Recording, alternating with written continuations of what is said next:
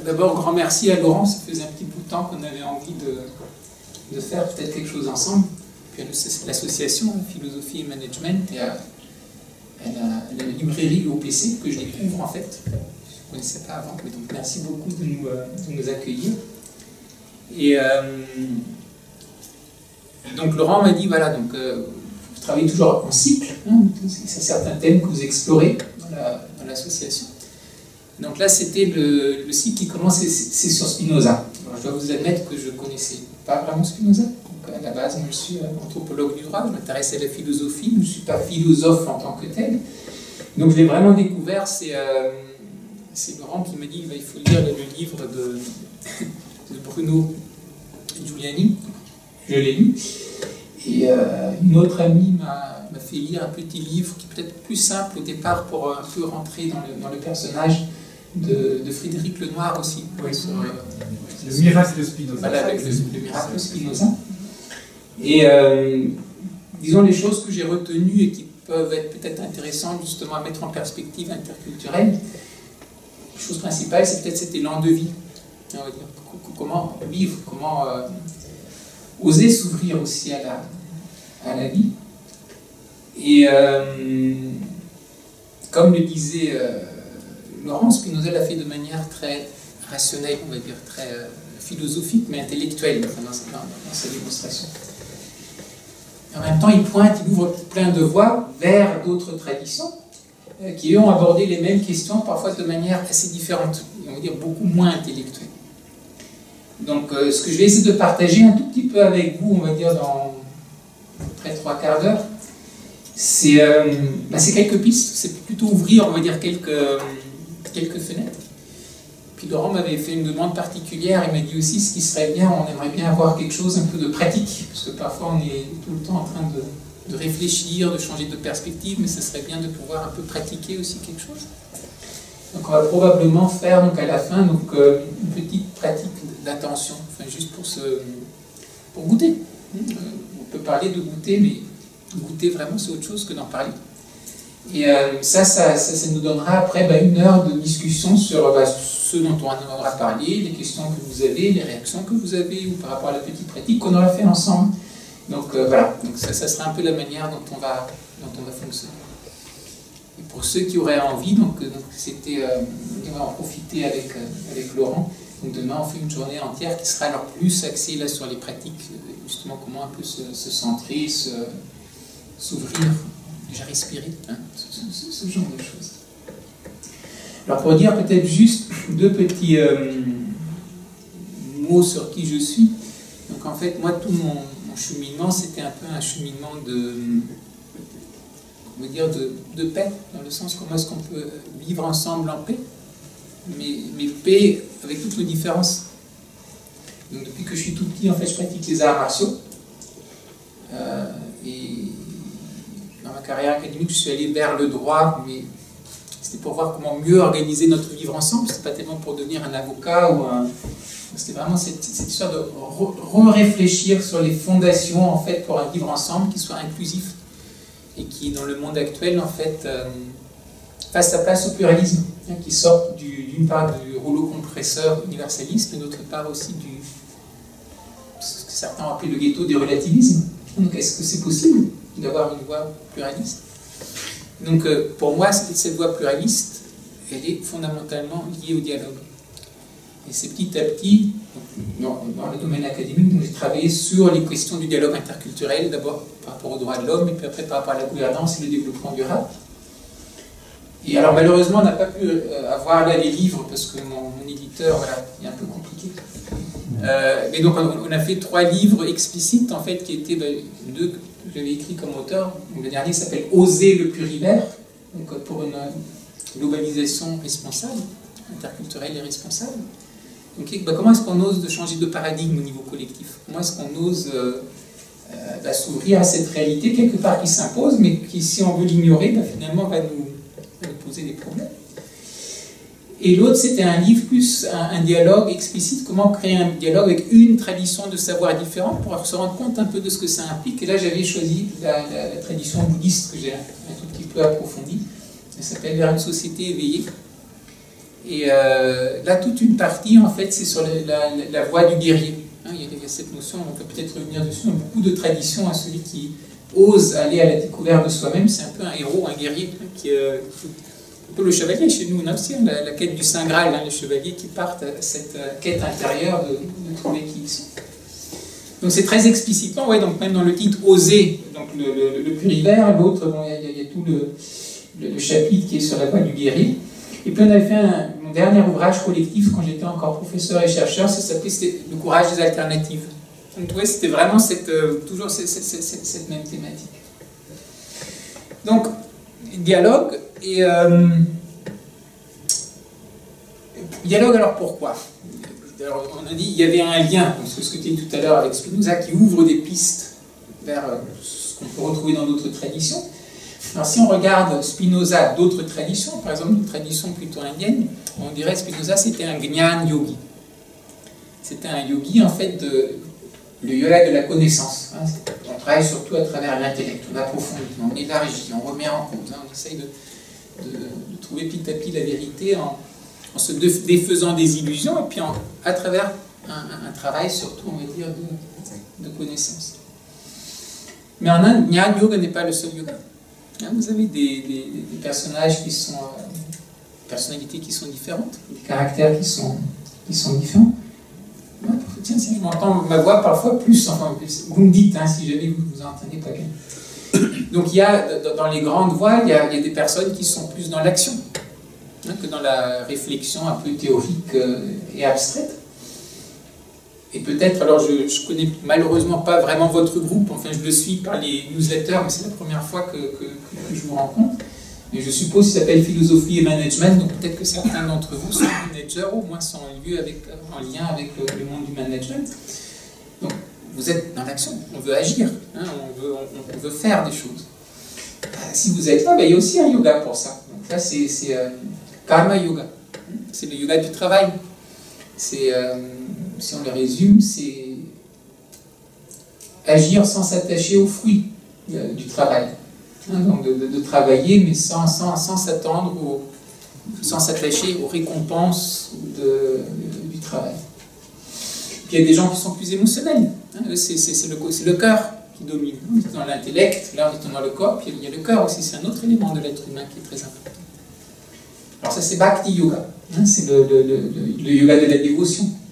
Là vous avez beaucoup de pratiques qui sont, par exemple les chants, enfin, des pratiques de dévotion, hein, ce genre de choses-là. Vous avez des gens, moi j'aime bien, vous travaillez avec le corps, donc Hatha Yoga, hein, Raja Yoga, les énergies du corps, en plus une approche, on va dire, de pratique un peu corporelle. Vous avez beaucoup de yoga différents. Donc c'est intéressant de voir que si on retourne le regard, hein, donc c'est pas uniquement de dire bon voilà maintenant que peut-on trouver, je sais pas, de Spinoza chez les autres, ou comment apparaîtrait une philosophie autre dans les yeux de Spinoza. Je veux dire tiens en fait d'un point de vue indien en fait Spinoza serait probablement vu comme un yogi, mais donc un Gnyan yogi. Alors qu'ont en commun ces différents yogas? C'est une ouverture. C'est vous ouvrez votre conscience. Quand je parle de conscience, c'est au sens large. J'ouvre mon intellect, je casse certaines barrières, je sors de mes œillères, j'ouvre. Puis plus je commence à ouvrir, j'ouvre aussi à d'autres dimensions de moi-même, aux dimensions émotionnelles, aux dimensions de l'action. Si je commence à ouvrir le cœur, parce que je suis peut-être au départ très centré sur moi, petit à petit, c'est oui, mais comment travailler avec les autres, comment avoir de l'empathie pour les autres. Je commence aussi à ouvrir. Et puis quand on veut travailler avec les autres, parfois il peut y avoir un amour qui peut être oppressant. Ça appelle aussi une certaine sagesse. Hein, comme dans paix, on ouvre là, petit à petit, l'ouverture, ça déborde. Et par rapport à l'action, la même chose. Si vous voulez agir petit à petit de manière désintéressée, pareil, comment agir avec sagesse? Comment vous motiver pour l'action?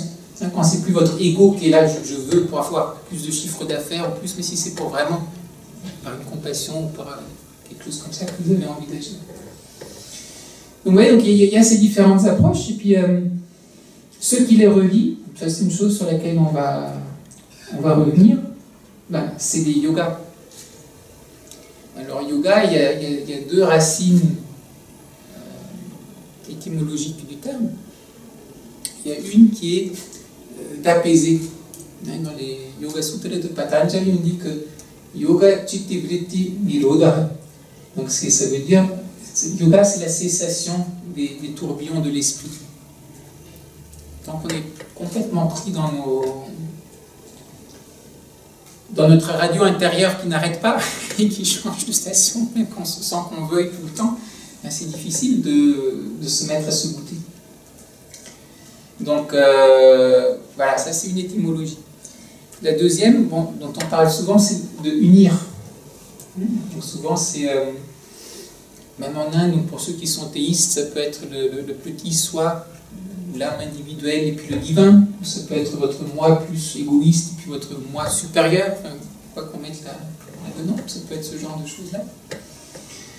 Mais j'aime bien aussi l'idée de, on parlera peut-être tout à l'heure, si on le met en lien avec les approches plus taoïstes, va retrouver une unité.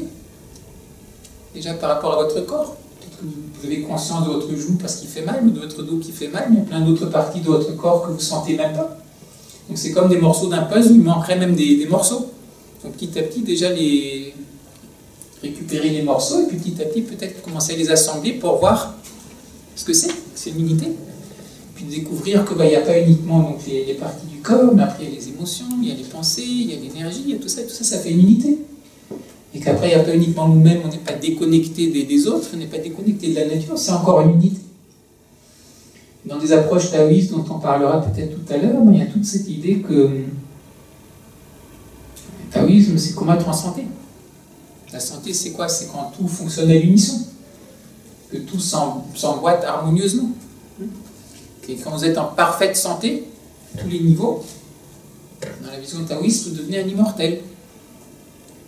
Ça correspond à un Bouddha chez les Bouddhas. Enfin, c'est la même chose. Mais on parle par rapport à cette idée de santé. Et la santé, si vous prenez en anglais, c'est health. Et un de mes amis me fait remarquer qu'apparemment le mot health serait lié aussi au mot whole. Quand on est entier, il y a health, il y a la santé. Et donc on est at ease, on est bien. Donc il n'y a pas de dis-ease. Il y a des liens comme ça qui sont assez intéressants. Et alors, donc, quand on parle de dialogue, de quoi on parle? Alors, c'est pour faire réfléchir. Il nous a demandé de faire un peu décaler les regards. Alors, on va décaler les regards. Donc, je vais juste vous partager une petite expérience pour expliciter un peu ce que j'essaye de vous communiquer quand je parle de dialogue. En 2002-2003, j'ai terminé un premier contrat de recherche juste après mon doctorat, puis j'avais un peu de temps, et puis j'avais un peu d'argent, puis j'avais un projet qui me trottait dans la tête depuis des années. Donc j'étais allé une première fois en Chine, en fait, pendant une année, pour pratiquer les arts internes chinois. En fait, au départ, je suis plus parti un peu sur l'idée des arts martiaux de Shaolin, mais il se trouve que il y avait un maître sur place qui enseignait, je ne vais pas rentrer dans les détails, mais donc des arts internes chinois. Et donc il y a des pratiques où vous passez beaucoup de temps à tenir des postures immobiles et à vous regarder respirer, puis à bouger très lentement et puis à respirer. Mais la chose la plus interpellante, c'est que sur toute l'année que j'ai dû passer, je ne crois pas exagérer en disant que je n'ai pas parlé certainement pas plus que 2 heures avec mon maître. Maximum. Et en fait, comment se passait l'entraînement? Mais dès le matin, il montrait quelque chose, puis on essayait de capter. Et puis en gros, après il partait, puis on avait cette journée pour beaucoup d'entraînement. Au départ, il y avait pas grand-chose à pratiquer, puis petit à petit, avec les mois, soi-même aussi, il fallait qu'on s'organise pour voir comment on pratiquait ce qu'on avait déjà appris, pour ne pas l'oublier, puis apprendre des nouvelles choses. Et on avait certaines pratiques, donc on devait faire plusieurs fois par jour, et qui prenaient beaucoup de temps. Et les seules consignes, en fait, qu'avait donné Luang Shufu, c'était la langue en haut du palais, l'attention au niveau ils appellent Tantien, au niveau, on va dire, du nombril, relâcher. C'est tout. Et après, vous travaillez. Et puis il se passe plein de choses. Puis vous ne savez pas est-ce que c'est important, est-ce que c'est pas important, est-ce J'ai eu un certain nombre d'amis aussi occidentaux qui étaient venus, après 2 semaines, ils n'en pouvaient plus. Qu'est-ce que c'est que cette pédagogie? Ils nous expliquent rien, il faut suivre aveuglement, enfin, c'est pas possible. Quelque part, j'aimais bien, donc j'ai fait jusqu'au bout pendant toute l'année. Et ce que ça m'a appris, j'ai essayé de mettre ça un tout petit peu en pratique quand j'étais après à l'université, avec mes étudiants, c'est que ça vous apprend, entre autres, que vous pouvez apprendre par vous-même si vous mettez à l'écoute de vous-même. Et on a tendance de vouloir toujours avoir des réponses quand même de l'extérieur. Et alors on est très fiers comme occidentaux, et c'est une belle chose, il y a des beaux aspects là-dedans de la pensée critique. Hein, mais à quel point on ose vraiment, par exemple, laisser douter les étudiants? Même si on donne un petit doute, mais à la fin du cours, on donne quand même la solution. Parce que sinon on se dit, ça ne passe pas forcément très bien avec les étudiants, non, qui sont un peu perdus, qui se disent, mais qu'est-ce que c'est que ce prof? Qu'est-ce que c'est que cette histoire? Donc en fait, c'est l'expérience pour moi en Chine, et qui m'a osé laisser planer le doute sur certaines choses avec mes étudiants pendant un mois entier, hein, pour qu'on expérimente le doute, on expérimente ce que c'est de ne pas savoir, on expérimente oser expérimenter. C'est des choses qui vont, ça va très loin. Et donc après, en revenant, moi j'avais pas beaucoup de théorie avant hein, sur les arts internes. Moi, je suis vraiment, enfin, j'ai fait beaucoup de karaté, mais je connaissais pas vraiment toutes les théories. Puis il y avait beaucoup moins d'accès que de nos jours. Hein. Maintenant il y a Internet, on peut commander les livres. Et puis, mais à l'époque, il n'y avait pas forcément tout ça. Mais je me suis rendu compte qu'après, que m'a fait faire mon maître? Si vous lisez Tao Te Ching, je suis passé à son librairie, là j'ai trouvé la petite édition. C'est tout petit, hein, vous voyez, le Tao Te Ching, c'est texte fondateur du taoïsme, c'est... Il y a un commentaire là derrière, donc c'est vraiment tout petit. C'est condensé. Et il y a une phrase de Tao Te Ching qui dit, par rapport au sage, celui qui chemine sur la voie, vider la tête, remplir le ventre. Quand il dit remplir le ventre, c'est l'énergie, hein, c'est pas... Bien que, hein, ça aussi, ça donne de l'énergie si on mange bien. Mais donc, c'est le contraire, d'une certaine manière, de l'approche de Spinoza. C'est pas là qu'on fonctionne pour faire, c'est au contraire, on essaye de vider, puis on est là, puis c'est là, il y a des choses qui commencent à se passer. Et puis un autre petit proverbe, verset dans Tao Te Ching, que je suis sûr que vous avez déjà entendu, peut-être sans savoir que ça vient de là, ou au moins que ça existe aussi là-dedans. C'est celui qui parle ne sait pas. Celui qui sait ne parle pas. Ça vous donne un peu déjà une idée sur ce qu'on est en train de faire. Mais bon. Il y a un autre philosophe qui disait que j'aime beaucoup, alors j'essaie de me rattraper, hein, parce qu'on est quand même en Europe, alors il faudra plus justifier pourquoi on parle quand même, alors qu'on devrait s'arrêter là tout de suite de parler. C'était Raymond Panicard, donc un grand philosophe de l'interculturel, qui a beaucoup travaillé sur le dialogue interreligieux et puis interculturel. Et il a commencé une fois une conférence en disant « Ce que je vais vous dire ne peut pas être dit. Et c'est parce que ça ne peut pas être dit que ça vaut la peine d'essayer de le dire. » Cette dimension. Et le tout premier verset de Tao Te Ching, c'est le Tao qu'on peut nommer n'est pas le Tao.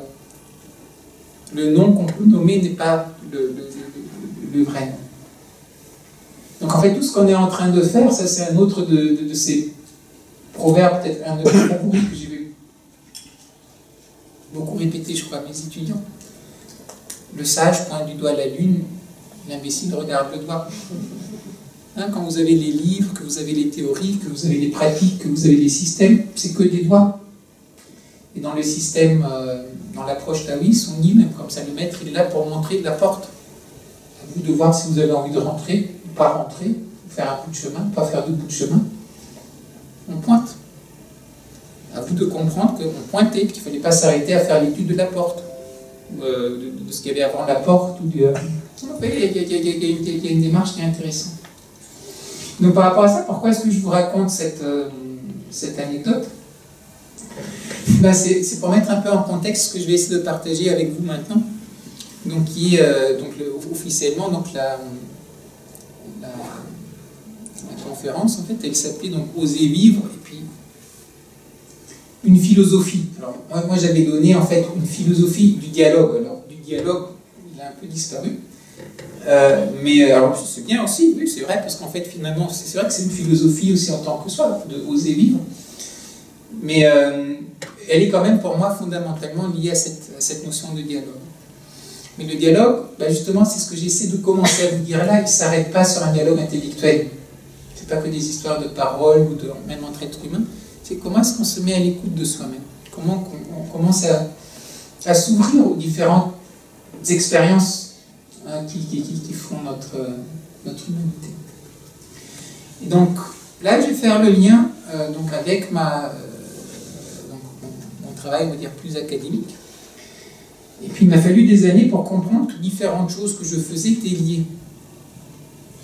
Donc, chez moi, je faisais les arts martiaux, je faisais le yoga, je faisais ce genre de choses-là. Puis dans le monde académique, je travaillais sur des manières plus responsables et solidaires pour vivre ensemble, et autour de cette notion justement du dialogue. Et je me suis rendu compte petit à petit qu'en fait pour moi il y a 4 grandes dimensions dans le dialogue, qui sont profondément liées, et qui sont, je crois, toutes nécessaires si on veut vraiment au niveau profond dialoguer. Alors, quelles sont ces différentes dimensions? Donc, si on part, comme beaucoup d'entre nous probablement, plutôt comme des citadins, on n'est pas des bergers qui passent des mois entiers dans la montagne, on n'habite pas dans une forêt vierge quelque part, donc probablement une première découverte du dialogue, c'est d'autres êtres humains. Donc on peut se rendre compte qu'on n'a pas les mêmes points de vue que les autres. Et sur certaines choses, on commence à avoir des débats, voire plus que des débats, des prises de tête. Et donc c'est pas facile. Parfois, le dialogue, ça nous remue. Ça remue nos certitudes. Et puis si vous êtes par exemple anthropologue, parce que j'étais anthropologue du droit, ben, vous allez dans un autre pays, vous n'avez plus du tout les mêmes références de base. C'est ce que parfois on appelle le choc culturel. Il y a toutes vos assises, d'abord, c'est pas comme vous pensiez.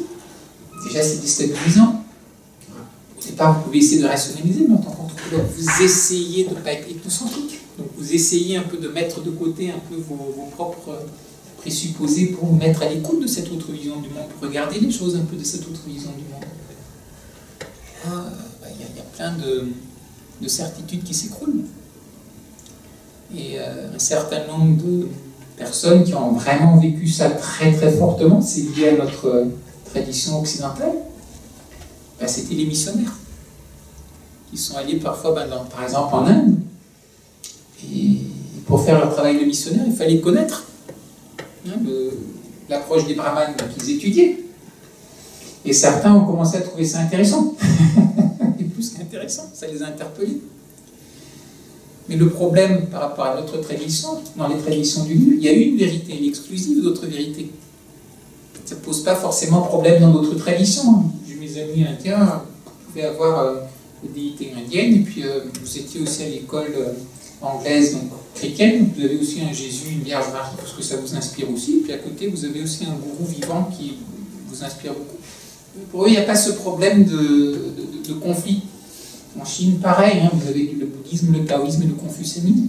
Beaucoup de personnes le pratiquent, en fait, selon des étapes dans la vie, on est plus dans l'un, plus dans l'autre, mais ce n'est pas exclusif. Vous avez même des temples, vous avez alors des temples en tant que tels, pour chacun des trois. Vous avez certains temples où sur l'autel, vous avez Confucius, Kongzi, Lao Tzu, et le Bouddha l'un à côté de l'autre.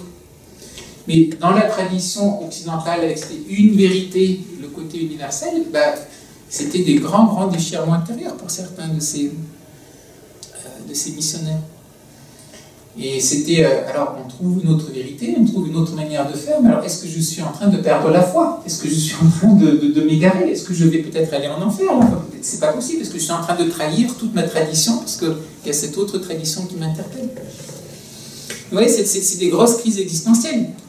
Et vous avez un peu de ça en fait dans Spinoza aussi, hein, parce que par rapport donc, à son approfondissement, et puis là, il s'est fait quand même jeter de sa communauté par rapport à sa manière de comprendre et d'approfondir certaines questions. Donc c'est pour dire que donc, le dialogue, on ne parle pas uniquement de quelque chose comme ça, oui c'est enrichissant, puis j'ai entendu une certaine idée. Non, c'est difficile le dialogue. Parfois il faut entendre pendant longtemps pour que petit à petit ça fasse un déclic. Et parfois quand le déclic se fait, ça fait parfois s'écrouler toute une... On peut y avoir des grosses crises existentielles. Donc dans ce sens-là, Robert Laffont, donc, qui était un élève de Raymond Panicard et qui avait fondé l'Institut interculturel de Montréal, qui a dédié toute sa vie en fait au dialogue interculturel et qui était prêtre aussi catholique. Il avait ce mot, il disait le dialogue est crucifiant mais libérateur. Hein, il y a la crisis et puis une catharsis et puis on retombe sur ses pattes peut-être avec un horizon plus vaste. Mais à un certain moment, il faut oser ce dialogue. Quand vous osez, surtout pour la première fois, vous ne savez pas que vous allez retomber sur les pattes.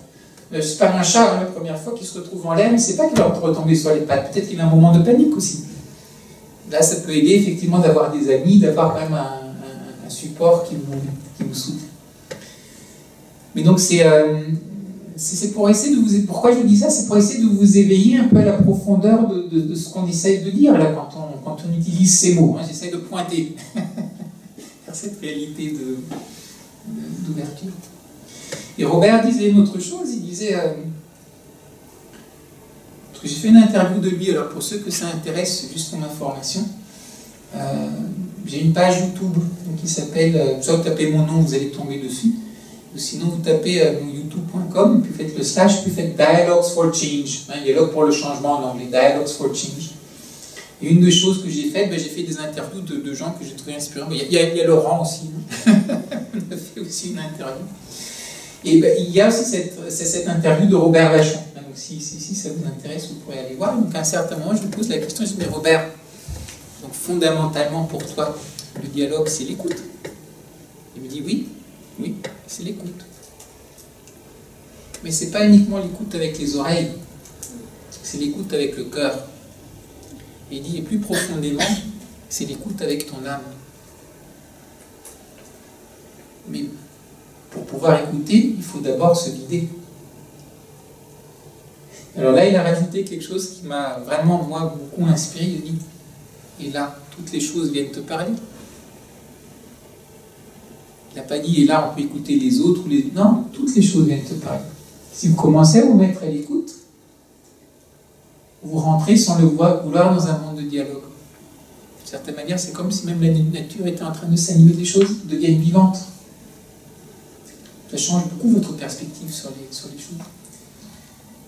Donc, on pourra en parler après, mais donc certaines de ces pratiques qui sont parfois vues comme des pratiques solitaires, il va s'enfermer pour méditer, ou des choses comme ça, il devient complètement individualiste. Non, au contraire, ce qui se passe petit à petit, c'est qu'il y a une ouverture qui est en train de se mettre en place et qui vous fait prendre conscience. Vous vous rappelez, on a parlé de yoga, d'unité, de comment vous êtes interconnectés à beaucoup de dimensions que vous ne soupçonniez peut-être même pas.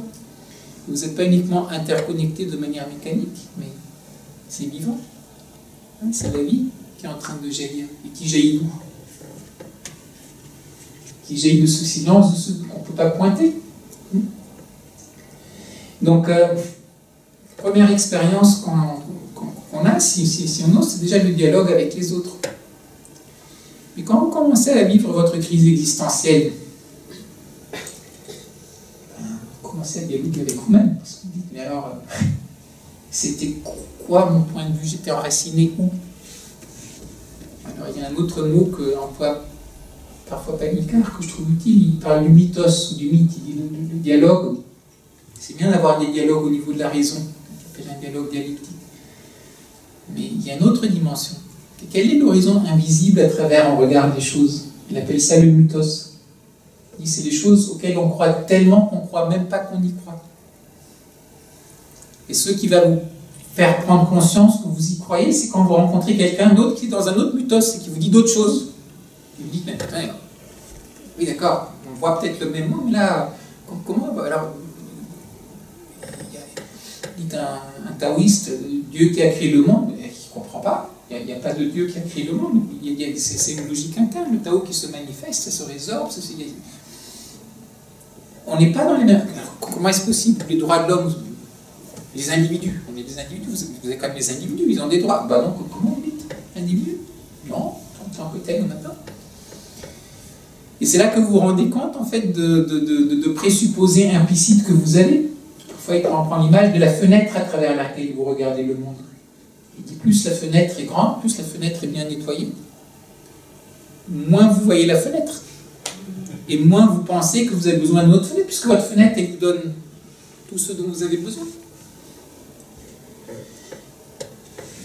Donc le dialogue avec les autres vous mène avec un dialogue vers vous-même, vers une introspection. Dans le système yoga, parfois on appelle svadhyaya. On peut dire introspection, étude de soi-même. Et dans cette étude de soi-même, en fait, je me suis rendu compte qu'une des choses qui personnellement m'a beaucoup aidé, et que je crois qui est vraiment liée par rapport au dialogue à l'extérieur, ben c'est, pour le dire de manière simplifiée, différentes pratiques de méditation.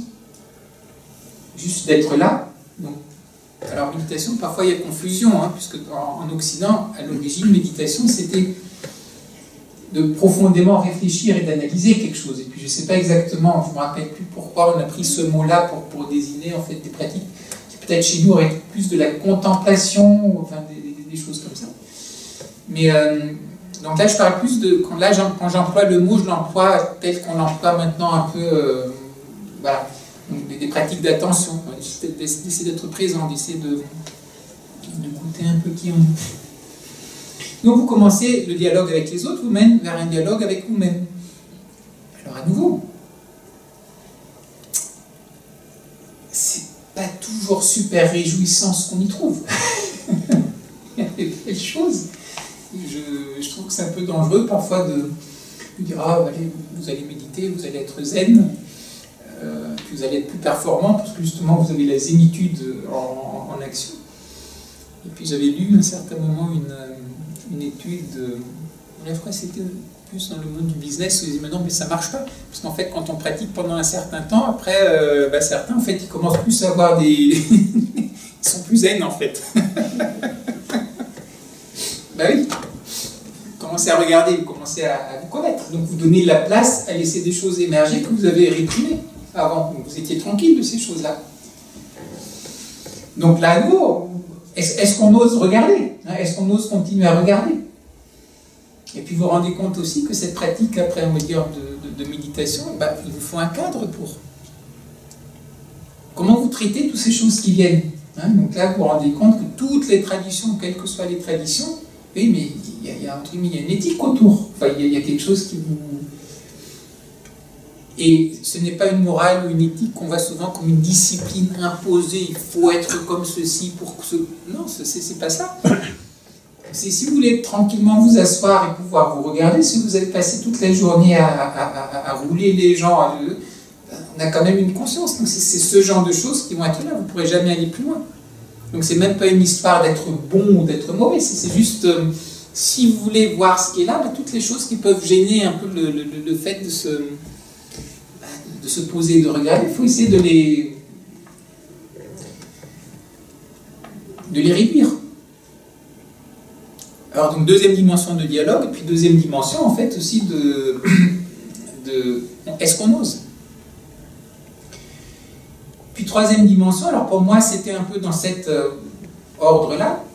Donc en fait je suis retourné plusieurs fois pendant plusieurs années en Chine, alors surtout, je ne sais pas, peut-être vous connaissez la montagne de Bhoutan. C'est le berceau des arts taoïstes internes, dans les arts martiaux, etc. Je suis pas mal allé là-bas pour pratiquer. Et le yoga, j'ai surtout pratiqué en fait au sud de l'Inde, à Pondichéry. Et alors, moins dans le yoga, on le dit, mais donc notre école, oui, on pratiquait un peu dehors. Mais surtout pour les arts martiaux en Chine, on pratiquait tout le temps dehors.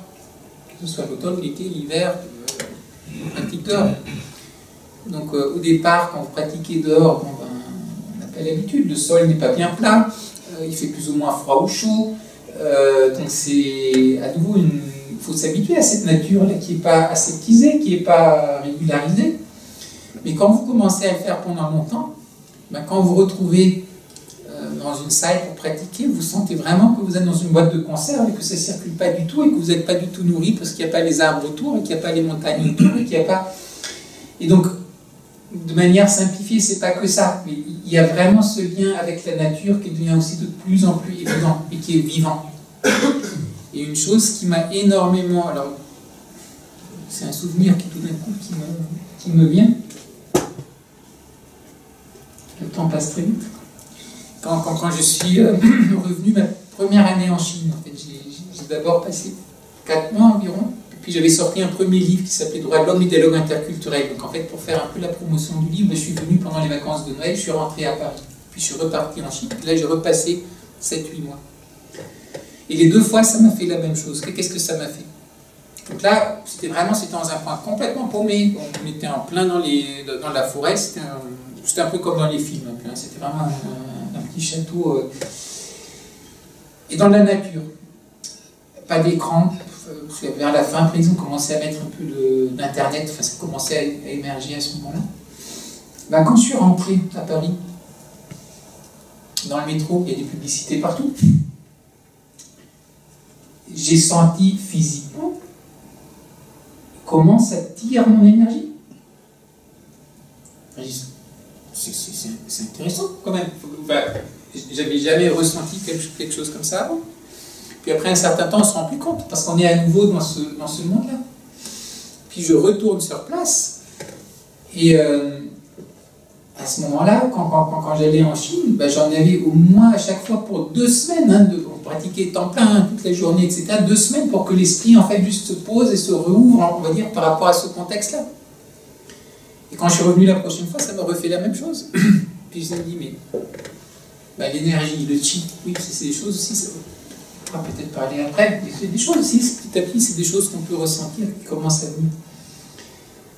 Mais vous voyez, quand vous êtes en pleine nature, ça vous avez certainement fait l'expérience, vous faites une randonnée, hein, vous faites quelque chose comme ça, vous faites rien de particulier, mais c'est apaisant. Et puis ça donne de l'énergie. Alors qu'on n'a rien fait de particulier, on n'a pas fait des pratiques particulières ou quoi que ce soit, mais rien que de se trouver dans cet environnement, il y a quelque chose qui est en train de se passer. Et vous allez en ville, vous pouvez avoir une très belle maison, etc. C'est pas tout à fait la même chose. Et à un certain moment, en fait, j'ai eu un déclic, je me suis dit, mais c'est quoi la différence? Quand je suis là dans la nature, toutes les choses autour de vous, tout ce que vous voyez, c'est vivant. Tout est vivant. Votre brin d'herbe, il est vivant, votre arbre, il est vivant. Tout ce qui est autour de vous est vivant. Donc, il y a un échange, ça nourrit. Quand vous êtes dans une ville, oui, on a aussi le parc, on a un peu un arbre, etc. Mais la plupart des choses qu'on voit, c'est pas vivant. Et vous pouvez avoir une photo d'un arbre, quelque chose comme ça, mais c'est une photo. C'est pas un arbre qui vit. Donc là aussi, toute une autre prise de conscience. Donc déjà de, ah oui, waouh, c'est une dimension que petit à petit on se rend compte, mais je suis un morceau de nature, moi. Enfin, je suis une partie de la terre qui est consciente. Et dans traditions comme les traditions de yoga, qui ont un peu comme la tradition occidentale aussi, la même théorie des 5 éléments, oui, mais nous sommes les 5 éléments aussi. On est un microcosme qui reflète le macrocosme. Donc tout d'un coup, vous commencez, ça vous donne le tournis. Hein, vous vous rendez compte, oh waouh! Et même de manière scientifique moderne, vous êtes des fils des étoiles. Tous les éléments chimiques dont vous êtes faits, c'est les explosions d'étoiles, hein, qui ont créé tout ça. On l'oublie parfois, mais donc même sans rentrer dans d'autres considérations, c'est ce qu'on est. Donc voilà, toute une autre dimension donc, à explorer. Et après, vous avez une dernière dimension, alors j'appelle ça « et au-delà ». Je pense que, oui, parfois vous pratiquez, mais il y a certaines choses, bah, je ne peux pas vraiment dire. Vous avez l'être humain, c'est pas que notre conscience individuelle et puis le monde. Mais il y a toujours, on peut appeler le mystère, on peut appeler, il y a toujours cette dimension qui est là, qui est inépuisable, et de liberté fondamentale, d'où jaillissent peut-être les choses, hein, peu importe la manière dont on veut en parler. Mais dès que vous en parlez, vous en parlez déjà plus en fait. On posait la question au Bouddha. C'est une des fameuses questions, mais pour poser la question, est-ce que qu'il y a un Dieu? Est-ce qu'il n'y a pas de Dieu? Et sa réponse, c'était quoi? C'était un sourire. Ce qui n'est pas une absence de réponse. C'est une réponse silencieuse. Et si vous alignez, peut-être que... Voilà. C'est une réponse. Dans les silences, il y a aussi des silences. Il y a des silences qui sont vides, il y a des silences qui sont pleins. Il y a des silences qui sont mortifères, il y a des silences qui sont vivants et vivifiants. Il y a ces dimensions. Et donc en gros, voilà. Donc, ce que j'ai essayé de partager avec vous, parce que je veux qu'on puisse échanger après. Parce que sinon, Laurent me connaît un peu, je suis tellement bavard que je vais parler pendant une semaine. Et puis, donc je voulais juste vous donner un peu ce cadre. Donc déjà en vous donnant certaines petites ouvertures sur le côté un peu monde taoïste et puis le monde peut-être indien, qu'il soit bouddhiste ou hindou. Vous lancer un peu des perches peut-être sur des choses qui vous intéressent, que vous avez approfondies, sur lesquelles on peut parler après. Et pour vous mettre en contexte la petite pratique qu'on va faire maintenant, donc qui est vraiment, c'est juste une pratique en fait d'essayer de se mettre un peu à l'écoute de soi-même. Et qui pour moi, en fait, plus j'ai cheminé, plus je me suis rendu compte, en fait, pour moi, hein, à quel point elle est fondamentale. Donc c'est une pratique, en fait, les bouddhistes, ils appellent Samatalipassana. C'est le fait juste de stabiliser, en fait, l'esprit. Et en fait, quand vous, petit à petit, vous arrivez à le stabiliser, la même pratique, petit à petit, se transforme et vous donne, en fait, un peu une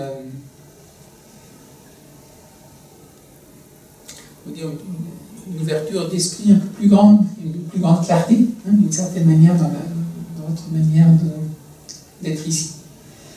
Et donc, je vais vous dire un tout petit peu comment on va le pratiquer, puis on va faire 10 minutes. Hein. Si jamais il y en a parmi vous qui, pour une raison ou pour une autre, vous n'êtes pas confortable avec cette idée, ou que quand vous le faites, vous dites non, c'est pas mon truc, ou quoi que ce soit, allez prendre un petit verre. On a aussi des oranges et des cacahuètes. Ça prendra 10 minutes, un quart d'heure, et puis après, vous reviendrez après pour le dialogue. Donc c'est juste pour dire, surtout sur ce genre de choses, il ne faut pas se forcer. Hein, parce que soit on a envie de goûter, et puis si on n'a pas envie, le moment où on aura envie de goûter, on le fera, et puis si on n'a pas envie de goûter, vous ne perdez rien. Hein. Enfin, c'est chacun chemine à sa façon. Alors la pratique, en fait, donc on va faire, c'est vraiment, c'est ce dont on parlait tout à l'heure. Notre conscience, elle part dans tous les sens. Hein, chez les bouddhistes aussi, il y a souvent des trucs comme le petit singe hein, qui est en train de qui voit quelque chose d'autre, et puis il n'arrête pas de ramasser une orange là, puis il n'a même pas encore mangé, il envoie une plus belle de l'autre côté. Alors comment se poser quand on est dans un tel état? Donc la belle chose en fait qu'il y a avec notre organisme, c'est qu'on a une pratique qui peut faire un pont, une encre très très pratique, c'est la respiration. Que vous le vouliez ou pas, vous respirez. Donc vous êtes tout le temps en train de respirer. Mais vous pouvez rendre conscient votre respiration. Ou au moins, vous pouvez prendre conscience de votre respiration. Là, la pratique qu'on va faire, ce ne sera pas un exercice de respiration. Il y a des exercices de respiration pour aller faire autre chose. Là, c'est juste une prise d'attention de la respiration. Et pour faire quoi? C'est un ancre. Comme notre esprit a tendance à vagabonder à droite à gauche, notre image qu'on peut donner, c'est un cheval sauvage hein, qui va dans tous les sens, il est dans une grande prairie, dans la steppe. Mais comment est-ce qu'on va le dompter, là, le cheval? Je ne connais rien aux chevaux, personnellement, mais j'ai vu dans un documentaire, ça m'avait interpellé. Donc apparemment, ce qu'ils font, ils font un enclos au départ. Donc après, on amène le cheval, on le met dans l'enclos. Alors il continue à bouger, mais il est déjà dans un cadre. Et puis petit à petit, on lui met je ne connais pas les mots techniques, hein, mais on va dire la laisse un peu plus longue. Et puis voilà, et puis petit à petit, on raccourcit. Et puis petit à petit, et puis après, on monte dessus. Donc en fait, toute la procédure, c'est qu'on est dans un truc, on va dire, complètement libre. Et puis petit à petit, on met un petit cadre. Et puis petit à petit, jusqu'à ce que ça soit, c'est plus le cheval qui nous amène, c'est on peut utiliser le cheval pour aller où on a envie d'aller. Donc cette pratique-là, c'est une des pratiques. Hein. On pourrait faire avec des sons, on pourrait faire avec des chants, on peut faire avec des prières, il y a plein d'encres, il y a plein de choses qui peuvent être un cadre. Mais le cadre, d'une certaine manière, le plus naturel, c'est juste d'utiliser votre respiration. Donc ce qu'on va faire, c'est qu'on va juste s'installer. Je vais vous dire quelques petits mots comment on va s'installer. Et donc après, on va essayer de mettre son attention sur la respiration. Et probablement, ce qui risque de se passer, c'est qu'à un certain moment, on va se rendre compte que, bah, en fait, on a oublié d'être sur la respiration. On est déjà en train de penser, ah, c'est bon de respirer, il faut que je fasse plus souvent. Et on est déjà parti. Et en fait, au moment où on se rendra compte qu'on est parti autre part, on va juste ramener notre attention sur la respiration. Jusqu'à ce qu'on se rende compte, peut-être après, qu'on est encore reparti, on regarde. Et alors, juste, ça je vous le donne comme information, si vous n'avez jamais pratiqué, peut-être que là vous allez très bien réussir aujourd'hui, parce que c'est un autre jeu pour votre esprit, c'est un truc nouveau. Alors c'est ouais, on va le faire, c'est intéressant. Ne soyez pas étonnés que si jamais ça vous plaît, que vous essayez de faire un peu plus chez vous, que peut-être après un certain temps, c'est là que ça va devenir de pire en pire, parce qu'en fait il n'y a plus l'attrait de la nouveauté. Ça devient, pour parler un peu vulgairement, ça devient chiant. Et donc là, en fait, vous avez... là, vous risquez de partir un peu plus. D'accord? Donc la pratique, à la base, ça sera ça. Et juste avant de commencer, une chose qui est très, très, très importante pour pouvoir s'ouvrir, ben, est-ce que je suis ouvert quand je suis comme ça? Non. Il faut relâcher. Mais il faut relâcher le corps, mais aussi petit à petit les émotions, l'intellect, il faut relâcher, il faut ouvrir tout ça. Ça ne veut pas dire s'effondrer.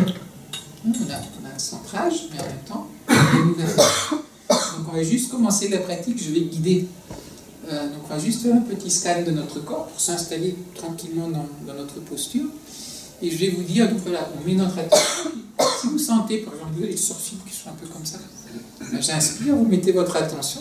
Puis quand on expire, juste ouvrez. Là c'est comme je suis là, ok, j'inspire. Ah, c'est encore. Ah, on essaye petit à petit comme ça d'ouvrir.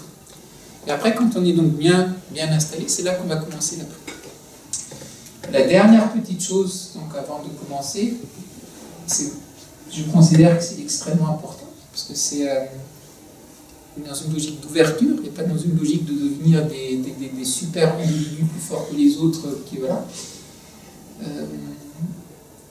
Mon conseil, vraiment profond, si vous faites une pratique comme ça, prenez un tout petit moment avant de commencer pour vous rendre compte de la chance que vous avez de la faire. Et juste de dire merci pour cette possibilité. Et puis, dans vos mots à vous, hein, de dédier à ce que ça aide un peu au bonheur de tout le monde, ou à la paix de tout le monde. Et faites-le ça au début et à la fin de la pratique. Juste pour vous habituer, c'est pas pour moi, c'est pas pour garder pour moi. Si je suis là, il y a quelqu'un qui a construit ça, il y a quelqu'un qui a organisé toute la rencontre.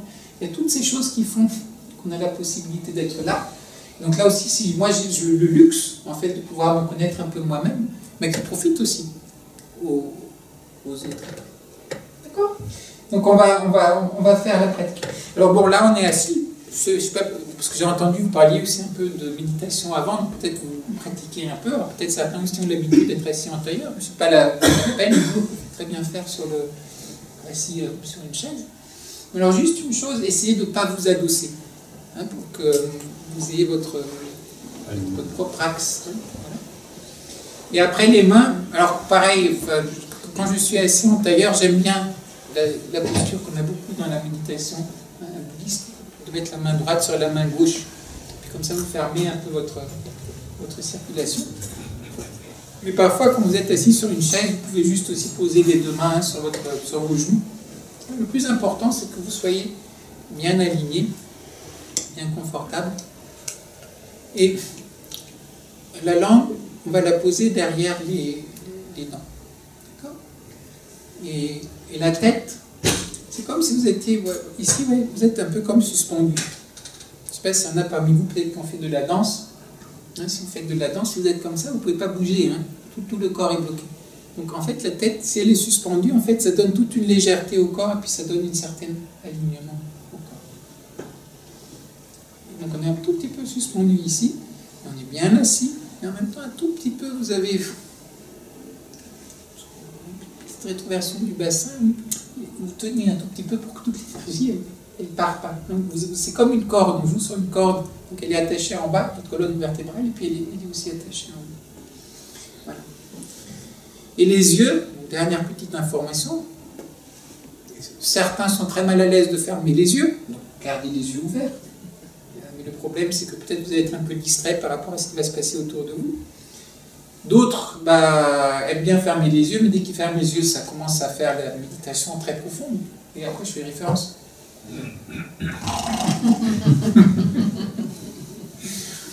Donc vous choisissez hein, l'approche que vous préférez. Mais quelle que soit la voie d'entrée, à un certain moment, ce qui va se passer, si vous commencez avec les yeux ouverts, quand vous relâchez, ils vont se fermer un tout petit peu. Ils vont être moitié ouverts, moitié fermés. Et si vous commencez à en fermer, ça va se relâcher, ils vont s'entrouvrir un tout petit peu et puis vont être aussi à moitié ouverts, moitié fermés. Mais n'essayez pas de faire moitié fermé, moitié, parce que vous êtes... D'accord? Donc juste choisissez soit ouvert, soit fermé, et puis juste vous relâchez, puis si petit à petit ça se met comme ça, alors ne dites pas il faut que je les ferme, non, alors c'est très bien. Hein, vous serez un peu dans cet entre-deux, ça serait parfait. Donc, donc on va s'installer confortablement.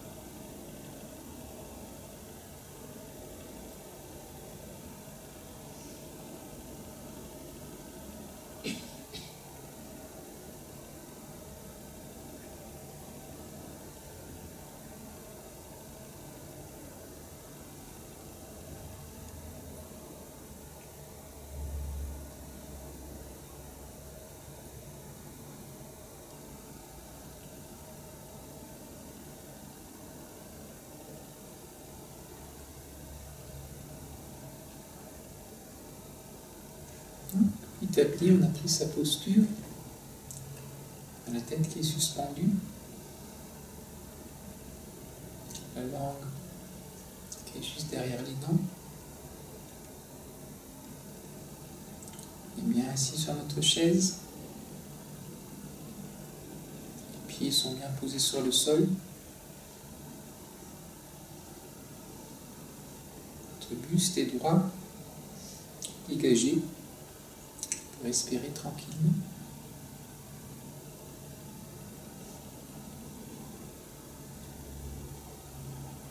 Prendre conscience de la chance qu'on a de pouvoir être assis comme ça, dans un lieu qui est paisible, qui est tranquille. Et d'avoir la chance de pouvoir faire un peu connaissance avec soi-même. Et on dit merci.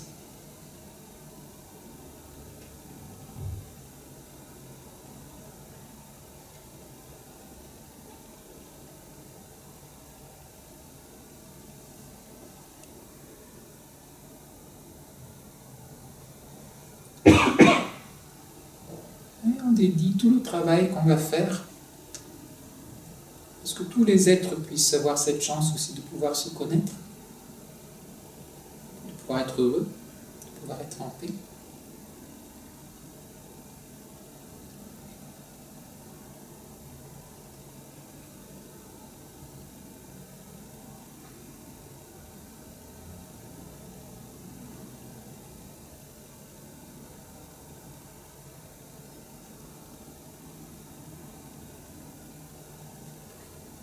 Notre attention au sommet du crâne.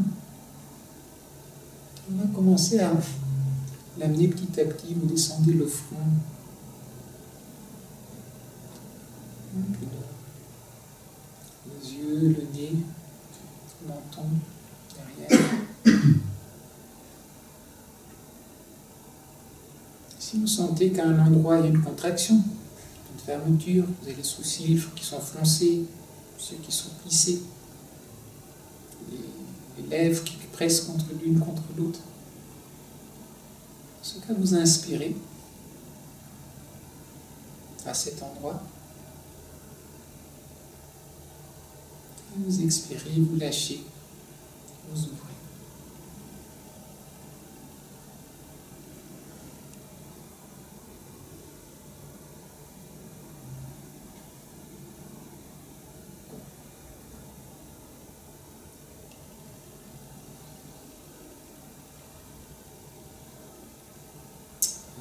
continue, descend la nuque, la gorge. Lâche les épaules, les bras, les avant-bras, les mains. C'est une petite tension, on inspire. On expire et on ouvre. Et on relâche.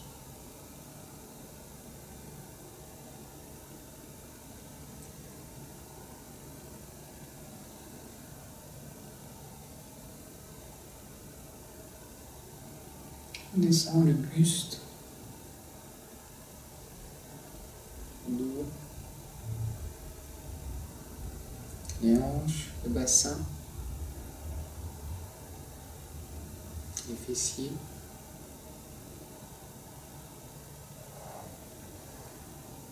les cuisses, les jambes, les pieds.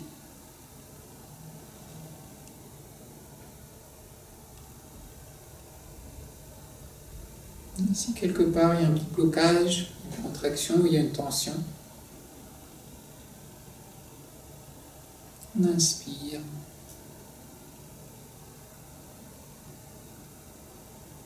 Et on relâche. On ouvre.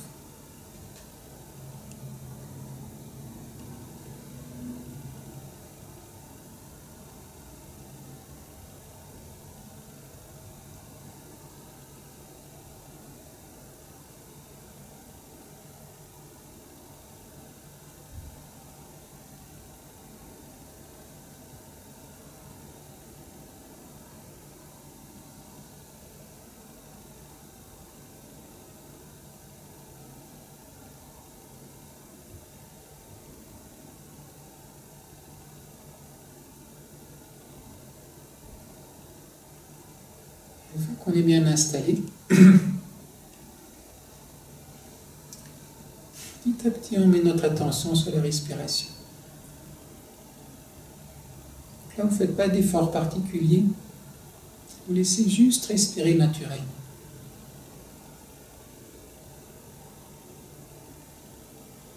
Vous prenez conscience quand on inspire,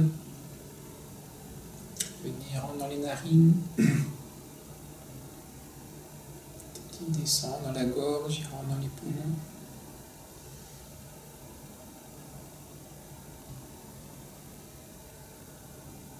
On expire, l'air ressort.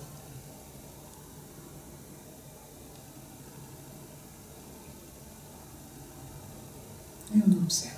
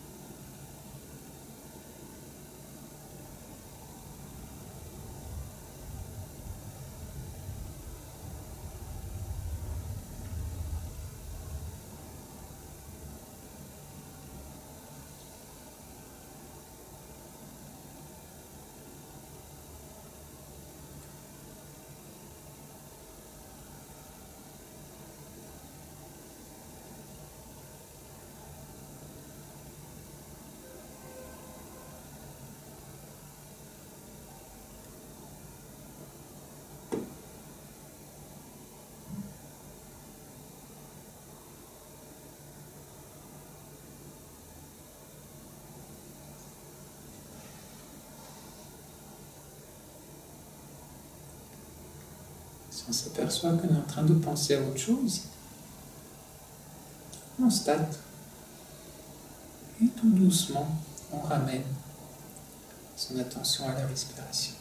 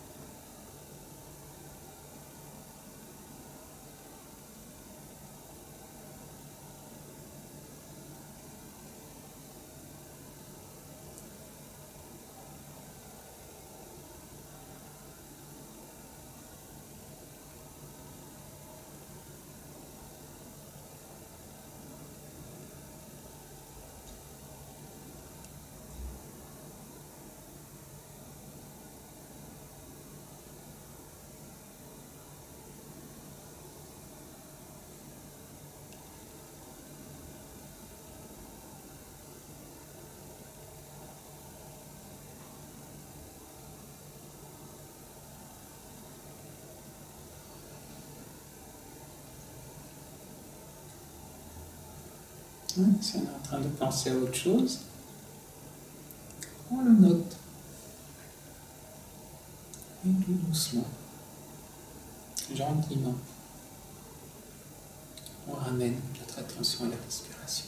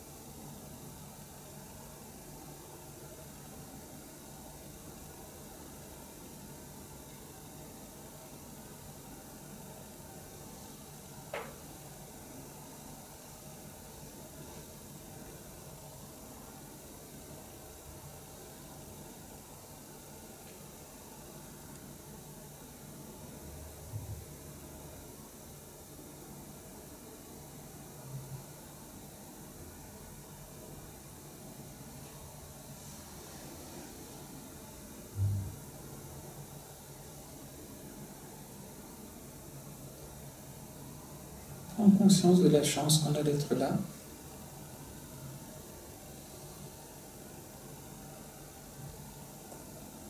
Avoir un peu de temps de rentrer en amitié avec soi-même. De faire un peu connaissance avec soi-même.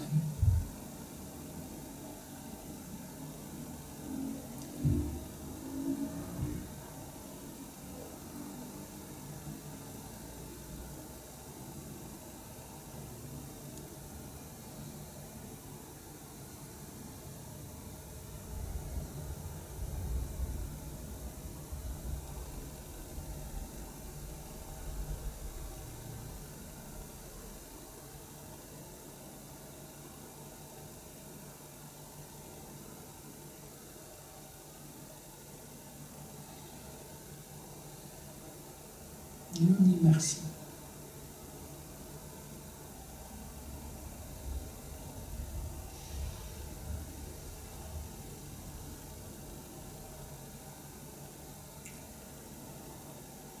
Et on dédie cette méditation à ce que tous les êtres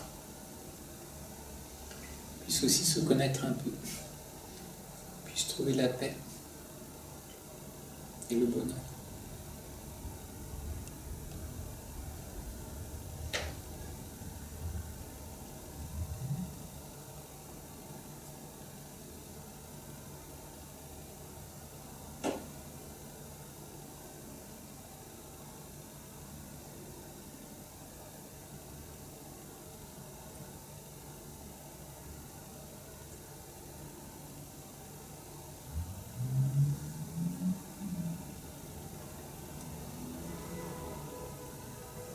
Et tout doucement, vous ouvrez les yeux.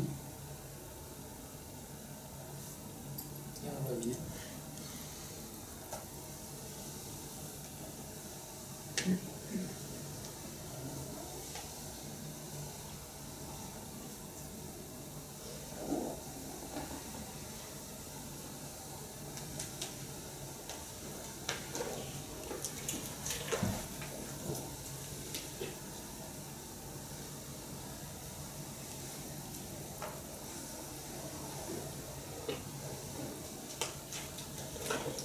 Après, on n'a pas envie de recommencer à parler. Hein.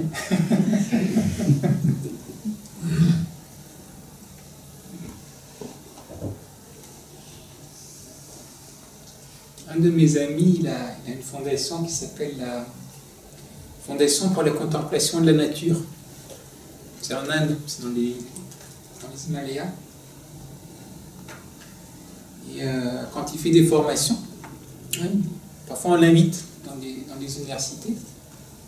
Et la condition, c'est que, ok, je veux bien faire le séminaire et tout ce que vous voulez, mais même si c'est sur le campus, on va pendant une demi-heure, 20 minutes, une demi-heure, on se pose.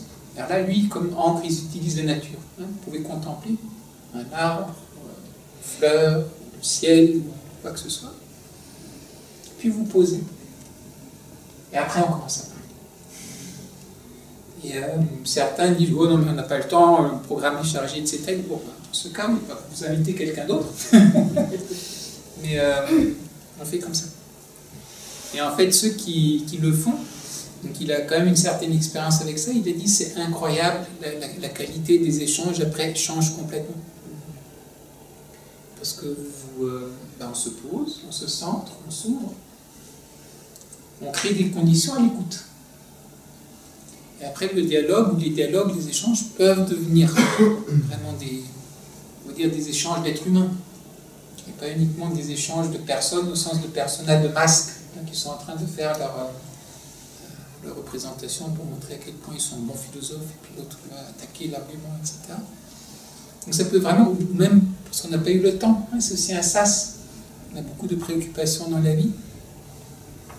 Donc le fait juste de se poser un tout petit peu, ça nous permet de rentrer un peu dans un autre espace.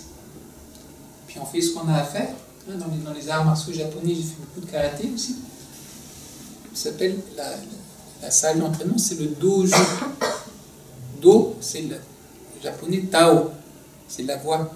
Dojo, c'est le lieu où on pratique le Do, le Tao.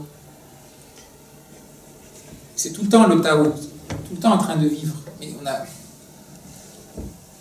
on se dit, on se prend un espace, on s'est pris un espace dans notre esprit, là on essaie de se donner un cadre, et ça aide d'avoir un cadre, un lieu. Donc au moment où on va rentrer dans ce lieu, déjà on fait le salut. On est en train de bavarder avec les copains, et puis toc, dès qu'on passe on fait le salut, puis on rentre dans un autre espace. Puis la première chose qu'on fait, après on s'assied, alors là c'est à la japonaise. Bonzo, je ferme les yeux. Mon prof de karaté n'était pas trop dans ces histoires-là, mais bon, en même temps, il fallait faire comme ça, alors on a fait. Et juste voilà, on respire un peu, on est là. Puis on salue, on se lève, on salue, puis il y a l'entraînement. Et à la fin, à nouveau, on fait ça. Pas longtemps, forcément, ça peut être 30 secondes. Mais ça vous donne un sas. Vous changez votre état d'esprit. Je laisse mon bagage de mes préoccupations, je laisse dehors. Je suis ici pour pratiquer la voie. Là, vous êtes des philosophes. Donc, on va faire la philosophie. Et philosophie, on dit souvent c'est l'amour de la sagesse. Robert Vachon, dont je vous ai parlé tout à l'heure, je ne dis pas que c'est le seul, mais pour moi c'est celui qui a fait une fois la réflexion et que ça m'avait beaucoup marqué, il a dit c'est la sagesse de l'amour. Il y a une sagesse dans l'amour aussi. Et puis si vous mettez en lien par rapport à beaucoup de cheminements intérieurs, dans le bouddhisme aussi on a, il y a la compassion, mais après il y a aussi la philosophie, il y a la pratique aussi. Il y a les deux. Il y a les deux voies pour aller vers où, entre guillemets, pour aller vers la vérité. Hein, la philosophie, on cherche la vérité. Enfin, même si vous dites, après, on peut être dans des démarches, vous dites, mais peut-être c'est pas la vérité. Oui, mais c'est quand même ce que vous cherchez. Peut-être que vous ne le trouvez pas, mais quelque part, ça vous anime, vous essayez de trouver la vérité. Donc vous avez vraiment un peu la sagesse, et l'amour et la sagesse, c'est un peu les deux faces, en fait. Si on veut cheminer pour la vérité. C'est comme vous avez une rivière, l'amour c'est l'eau qui coule. Ça abreuve, ça fait pousser les choses, ça soutient, c'est la vie. Mais elle coule. Il y a un lit de la rivière. Elle a un peu canalisé cette eau. C'est la sagesse. Mais ça coule d'où et ça vient d'où? C'est la source. On peut dire c'est la vérité. Et Tao, on parlait de Tao Te Ching. C'est quoi toute l'approche de Tao? On dit le retour et la voie du Tao.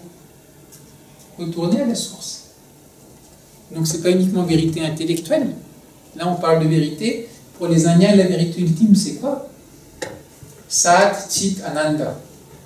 Sat, c'est, on veut dire, existence. Chit, conscience. Ananda, béatitude. Pour eux, on va dire le résumé en mots, hein, ce qu'on peut dire de la entre guillemets, réalité ultime, réalité ultime, Sat, Chit, Ananda. Donc, voilà. Vous pourriez décrire ce que vous considérez comme vivant versus non vivant?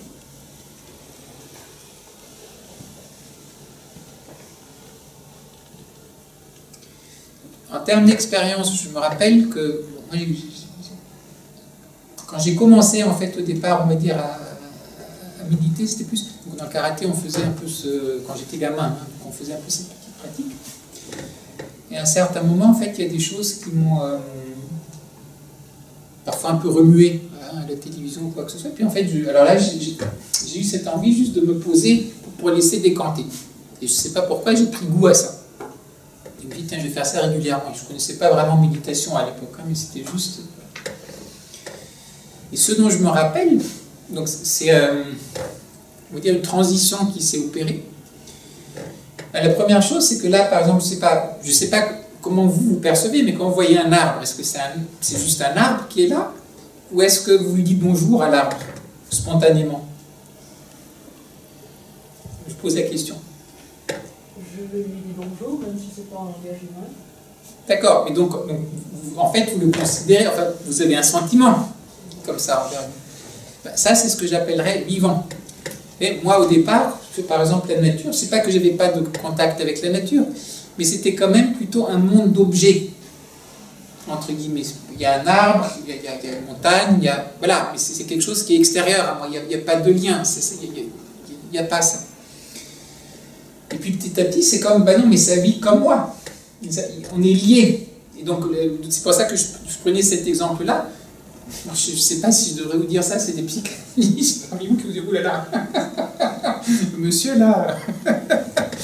Mais voilà, vous sortez, vous voyez là, à l'intérieur, vous ne pouvez même pas vous empêcher de dire bonjour. C'est comme si c'était aussi un autre être vivant qui est là, puis le soleil vous dit bonjour. Puis les étoiles vous disent, enfin, vous êtes constamment en fait. Et ça, c'était, j'avais pas par exemple ce genre d'expérience de lien avant. Quand on est en train de parler de philosophie. Donc j'ai passé quand même pas mal de temps dans le monde académique. J'ai l'impression que parfois on se perd un peu dans les concepts. On peut enchaîner des concepts et on peut penser des choses, mais quels sont parfois les liens entre ces concepts et du vécu?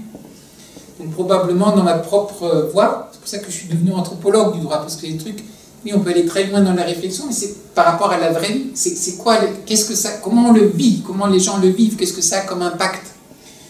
Donc aussi avec mes élèves, par exemple à Arcachon, j'habite à Arcachon, mais je ne vous ai pas dit ça. Là j'enseigne surtout Tai Chi, Qigong. Donc on fait aussi une fois par mois, on fait un petit café littéraire. Et donc c'est souvent des livres un peu philosophiques, on va dire. Mais ce qui nous permet d'en parler, alors c'est pareil, c'est des gens qui n'ont pas forcément, c'est pas des intellectuels, on va dire. Mais là où c'est intéressant, c'est parce qu'on a une pratique. Vous voyez, quand on parle, je vais vous donner un exemple, puisque j'ai le petit Tao Te Ching. Donc, pour expliquer vivant, c'est quoi? Vous pouvez lire Tao Te Ching, et puis vous avez l'action dans la non-action, le ouais, c'est un grand paradoxe, puis ça vraiment la pensée, c'est profond. Ça remet en question toutes les distinctions entre le sujet, l'objet, le machin. Ils ne sont pas dualistes, c'est cette complémentarité. Puis c'est notre dialectique. Et puis vous écrivez des livres et des livres et des livres là-dessus. Et après, vous avez certaines personnes qui disent, mais je ne comprends rien à tout ça. Déjà, de Tao Te Ching, je ne comprends rien. Et puis cette philosophie là, très intellectuelle. Honnêtement, j'ai dit à Laurent, hein, donc, mais ça c'est la tournure d'esprit. On a tous des tournures d'esprit qui sont différentes. Il y a certaines choses que j'ai beaucoup aimées dans le bonheur avec Spinoza. Par rapport à ma personnalité, c'est un peu difficile, certaines parties. Enfin, pour moi, c'est un peu très intellectuel aussi. Hein. Donc j'ai certains amis aussi, parfois, certaines choses, c'est très intellectuel. Donc quand on n'a pas cette tournure d'esprit-là, c'est difficile de faire le lien avec notre vie. Donc j'avais une de mes amies, elle disait que donc là on avait Tao Te Ching, donc notre programme, elle dit, tu sais Christophe, moi ces choses-là, tu sais, je comprends rien, moi je suis pas philosophe, hein, moi je pratique, moi. Enfin c'est vraiment... Mais elle fait la peinture. Je dis, mais quand tu fais la peinture, parfois est-ce que tu as expérimenté cette chose que tu veux peindre et puis ça vient pas, enfin on essaye toutes sortes de choses, mais ça... Et même une fois que c'est terminé, enfin, on n'est pas content. Enfin, c'est laborieux, et puis c'est... voilà. Et puis parfois, on est là, et puis ça coule. C'est vraiment ça se met en place tout seul. On est même étonné soi-même de comment la chose s'est faite. On dit, ah bah oui, forcément, ah oui. Et qu'est-ce que c'est mieux quand ça vient tout seul? C'est ça ou ouais? C'est ça l'action dans la non-action. Tao Te Ching, c'est ça qu'il est en train de parler. Et donc là, en fait, donc la philosophie, c'est vivant. Donc on dit, il y a des expériences qui sont... c'est pas des paradoxes, c'est pas des jeux intellectuels. Quand on dit donc action dans la non-action, ou que je dis il faut relâcher mais il faut la structure, je suis pas en train de dire un paradoxe. C'est des expériences qu'on essaie petit à petit de comprendre, puis qu'on essaie de communiquer. Et donc par rapport à la parole, dans ce sens-là, c'est ce que vous avez dans la plupart des traditions. Il y a les traditions traditionnelles, les systèmes de savoir traditionnels. Dans beaucoup, on considère que l'intellect, c'est magnifique. Mais en termes d'outils de connaissance, c'est le plus bas. Il y a d'autres états de conscience pour comprendre les choses. Et après, quand vous voulez les formaliser, et que vous voulez les partager, vous les mettre en... Là, c'est très utile. C'est magnifique. Et en termes d'enseignement, parfois, pour les gens qui ne peuvent pas comprendre autrement, on va leur dire les mots. Ils ne sont pas très subtils, ils ne sont pas très futés. Bon, il faut leur dire. Et encore, si vous êtes dans le contexte chinois, on ne va même pas trop vous dire, on va quand même essayer de... Ça vaut la peine. Moi, il y avait par hasard, je l'ai... Alors, je suis désolé, c'est pas celui qui était sur la table. C'est le vide et le plein. C'est sur la peinture chinoise, donc c'est François Cheng. Mais il explique un peu toute cette notion, justement, le vide. Et on pointe vers quelque chose. Et c'est à vous, c'est comme une graine. Quand vous avez des... Tao Te Ching, c'est peut-être quelques mots, mais c'est la graine, et vous plantez la graine, vous l'arrosez, vous la faites vivre, vous voyez ce que ça donne, les fleurs qui viennent, après les fruits, puis c'est quoi le goût du fruit. Et c'est comme ça que petit à petit vous comprenez ce que veut dire la personne.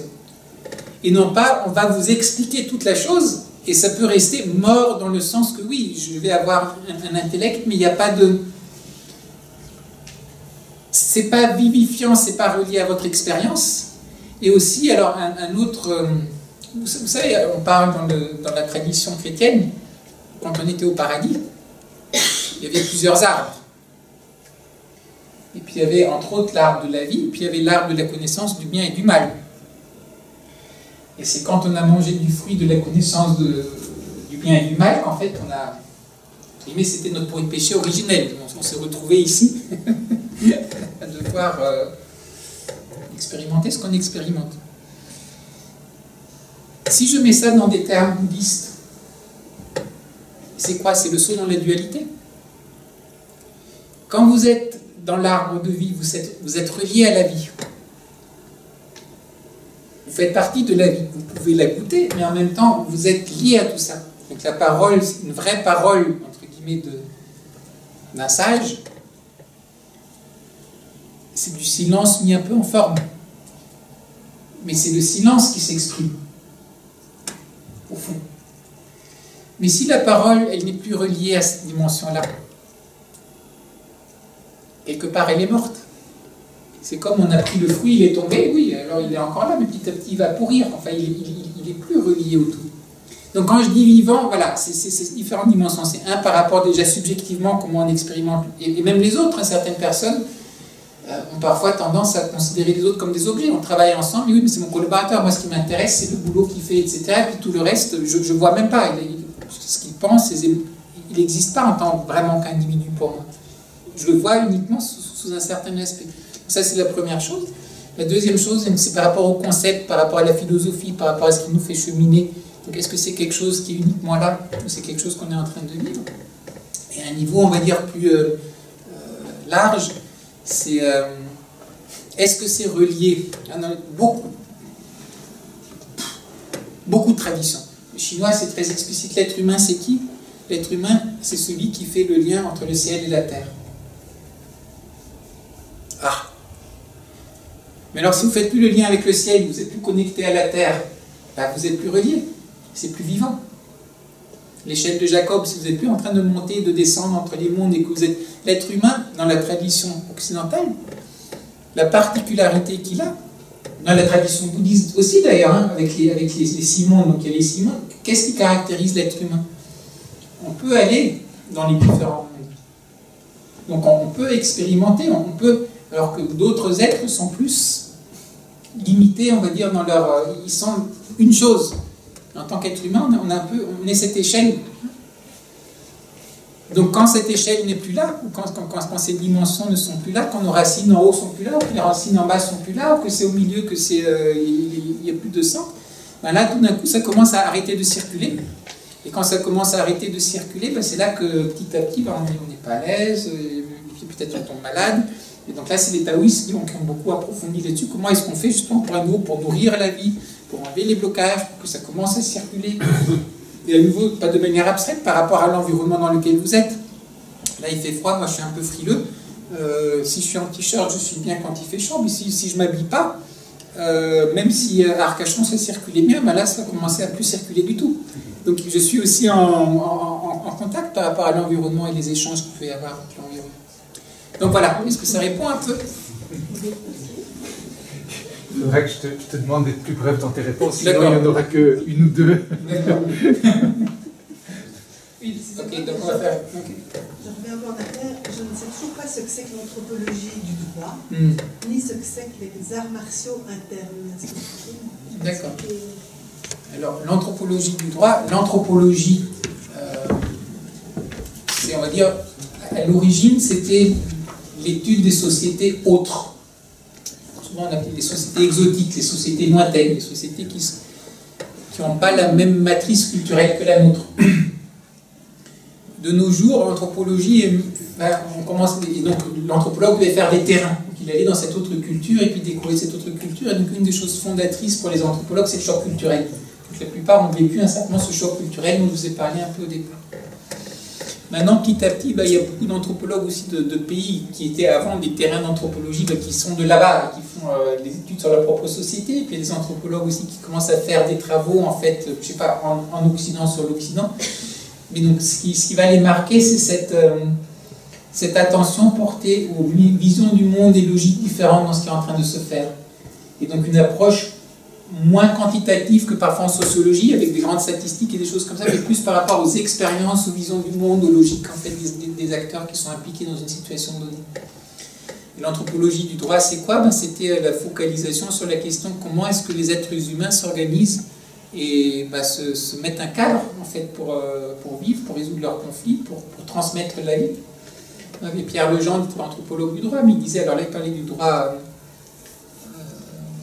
occidental, mais il disait le droit c'est l'art dogmatique de nouer le biologique, le social et l'inconscient pour la reproduction de l'humanité.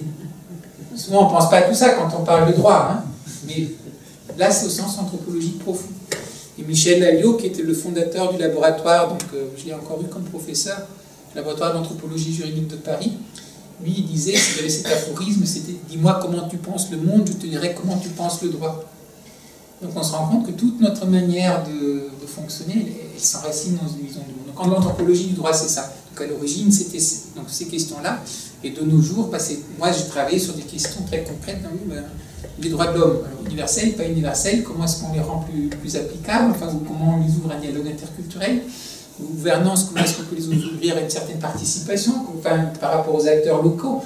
Vous avez des questions de réforme foncière, d'accès à la justice, de problèmes d'arguments de différence culturelle devant les tribunaux. Enfin, ça, c'est le genre de problématique qu'on travaille. Deuxième question, donc les arts martiaux internes, c'est quoi? Bon, les arts martiaux, on connaît, hein, donc c'est les arts martiaux. Alors, en Chine, les arts martiaux internes font plus particulièrement référence aux arts martiaux qui sont en fait basés sur on va dire sur l'énergétique chinoise. Hein, les taoïstes, donc il y a toute une compréhension du fonctionnement énergétique. Il y a des pratiques que de nos jours on appelle Qigong. Hein, Qigong, c'est Qi, c'est l'énergie. Gong Fu, en fait, Gong Fu, Kung Fu, ça signifie une aptitude qu'on a développée après beaucoup de travail. En fait, ça ne veut pas dire arts martiaux. Hein, il y avait un peu de mauvaise compréhension. Je sais pas, les Britanniques qui étaient arrivés, puis on voit des bons combattants, et puis il a du Kung Fu. Ah, il fait de l'art. Non, il a de l'aptitude. Vous pouvez avoir le Kung Fu en piano, vous pouvez avoir le Kung Fu en cuisine. Donc c'est vraiment une maîtrise de quelque chose qui a mis du temps pour maîtriser. Donc Qigong, c'est quand vous maîtrisez l'énergie. Et en fait, les arts martiaux internes, on va dire, c'est des Qigong à la base. Donc, quand vous faites le Tai Chi, qui est le plus connu, ces mouvements un peu lents, hein, les gens qui font dans les parcs. Donc à la base, on va dire, c'est une approche donc énergétique qui va faire circuler l'énergie dans vos méridiens, qui va nourrir, qui va débloquer. Mais en même temps, tous les mouvements que vous faites sont des mouvements qui sont applicables en combat. Par rapport à ça que c'est un art martial. Et donc sans rentrer dans plus de détails, si vous partez de ce point de vue-là, donc les méthodes d'entraînement sont aussi un peu différentes, parce que vous allez moins travailler uniquement sur le côté, on va dire, donc externe, les muscles, etc. Et vous allez plus travailler justement sur le centrage, sur la structure. Donc, il y a beaucoup de pratiques. Par exemple, certainement quand j'étais à Bhutan, pendant 6 mois, c'était tous les matins, une demi-heure sur la jambe droite, puis une demi-heure sur la jambe gauche, et puis après 1 heure sur les deux jambes. Et puis ça, c'était après d'être assis, je ne sais pas pendant combien d'heures, juste assis. Donc en fait, il y a tout un travail qui va travailler sur sur ces aspects énergétiques, en gros. Ma question est en fait un tout petit peu plus proche de celle-là, justement, avec les arts martiaux. Mais justement, lié à cette question du vide dont vous parliez, ça me rappelle souvent 2 choses. D'abord, c'est en lisant le traité des 5 roues de Miyamoto Musashi, en fait. Le dernier livre, la dernière roue, livre, c'est le vide, quelques lignes, c'est fini. Et l'autre chose également, c'est que j'avais un livre sur le zen aussi, qui est relativement proche du taoïsme quand même. Mais en fait, c'est que justement, il apparaît aussi de temps en temps des références aux arts martiaux. Et justement, c'est ça qui m'intéresse un peu, ce lien avec du thème entre arts martiaux et vide, en fait. C'est juste... Alors pour ceux qui ne savent pas, à un certain moment, c'était devenu un peu même un best-seller pour les managers. Alors on a remis Miyamoto Musashi, le traité des 5 anneaux, un peu à toutes les sauces. Là. Mais c'était un des grands maîtres de sabre, en fait, japonais. Et, alors, je vais répondre, si jamais ça t'intéresse, malheureusement on n'a pas les livres là. Donc, en fait, sur le livre, donc, Vers une société éveillée, que j'avais écrit, donc il y a toute une grande partie, en fait, c'est la voie sacrée du guerrier. Et là de manière très explicite, en fait, je fais le lien, en fait, pourquoi le lien un peu art martial, et puis art de voie de cheminer soi-même. Et là, en fait, alors dans le contexte bouddhiste, on va parler parfois de vacuité, en fait. Pour le dire de manière très simple, et vous pouvez appliquer ça donc vraiment par rapport à votre vie courante, mais on va juste prendre le côté art martial, puisque la question est là-dessus, et puis on élargit. Quand vous êtes en combat, au départ, vous entraînez, et puis vous avez un adversaire. Au départ, vous dites, je vais faire plus de pompes, je vais faire plus de trucs pour être plus fort, pour pouvoir encaisser, voilà. Pensez que vous pouvez un peu fonctionner comme les chevaliers, on se met plus d'armure et des armes plus puissantes, et c'est ça qui va me permettre de gagner contre mon adversaire.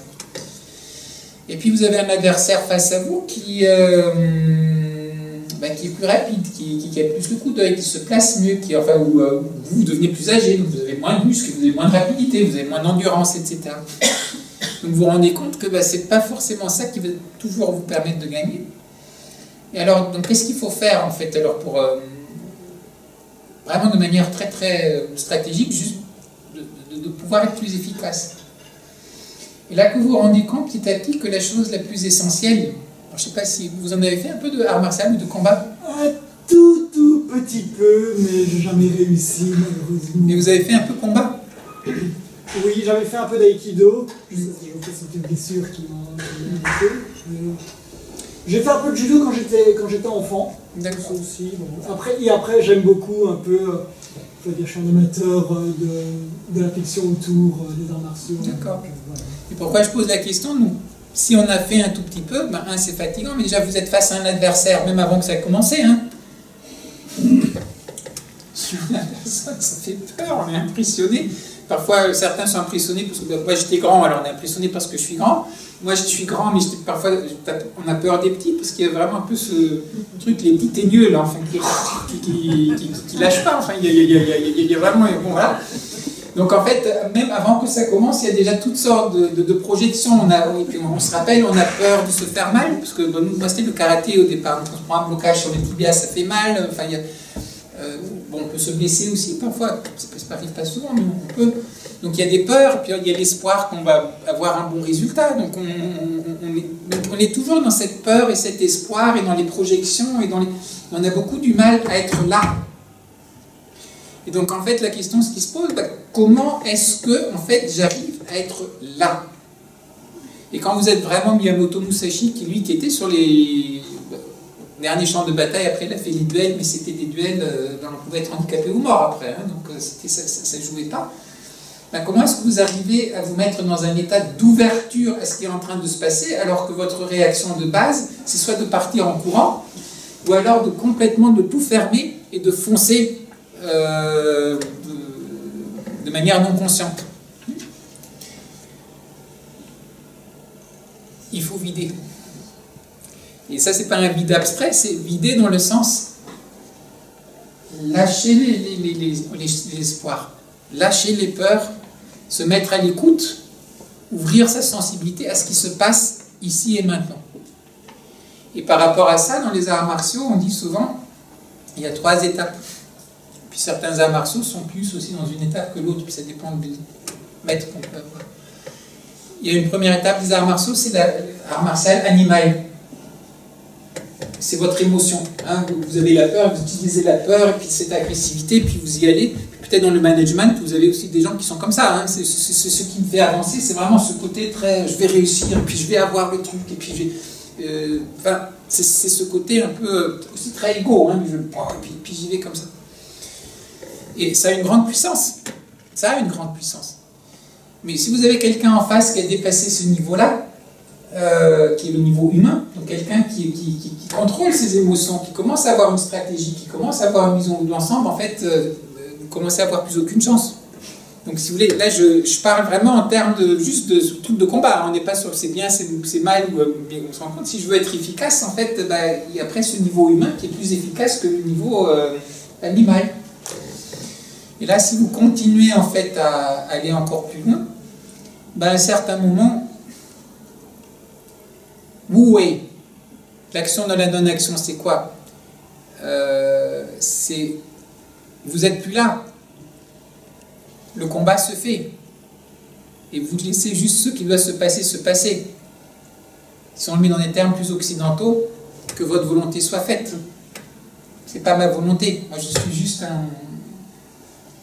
La vie se manifeste à travers moi. Ça, c'est le niveau spirituel de pratique des arts martiaux.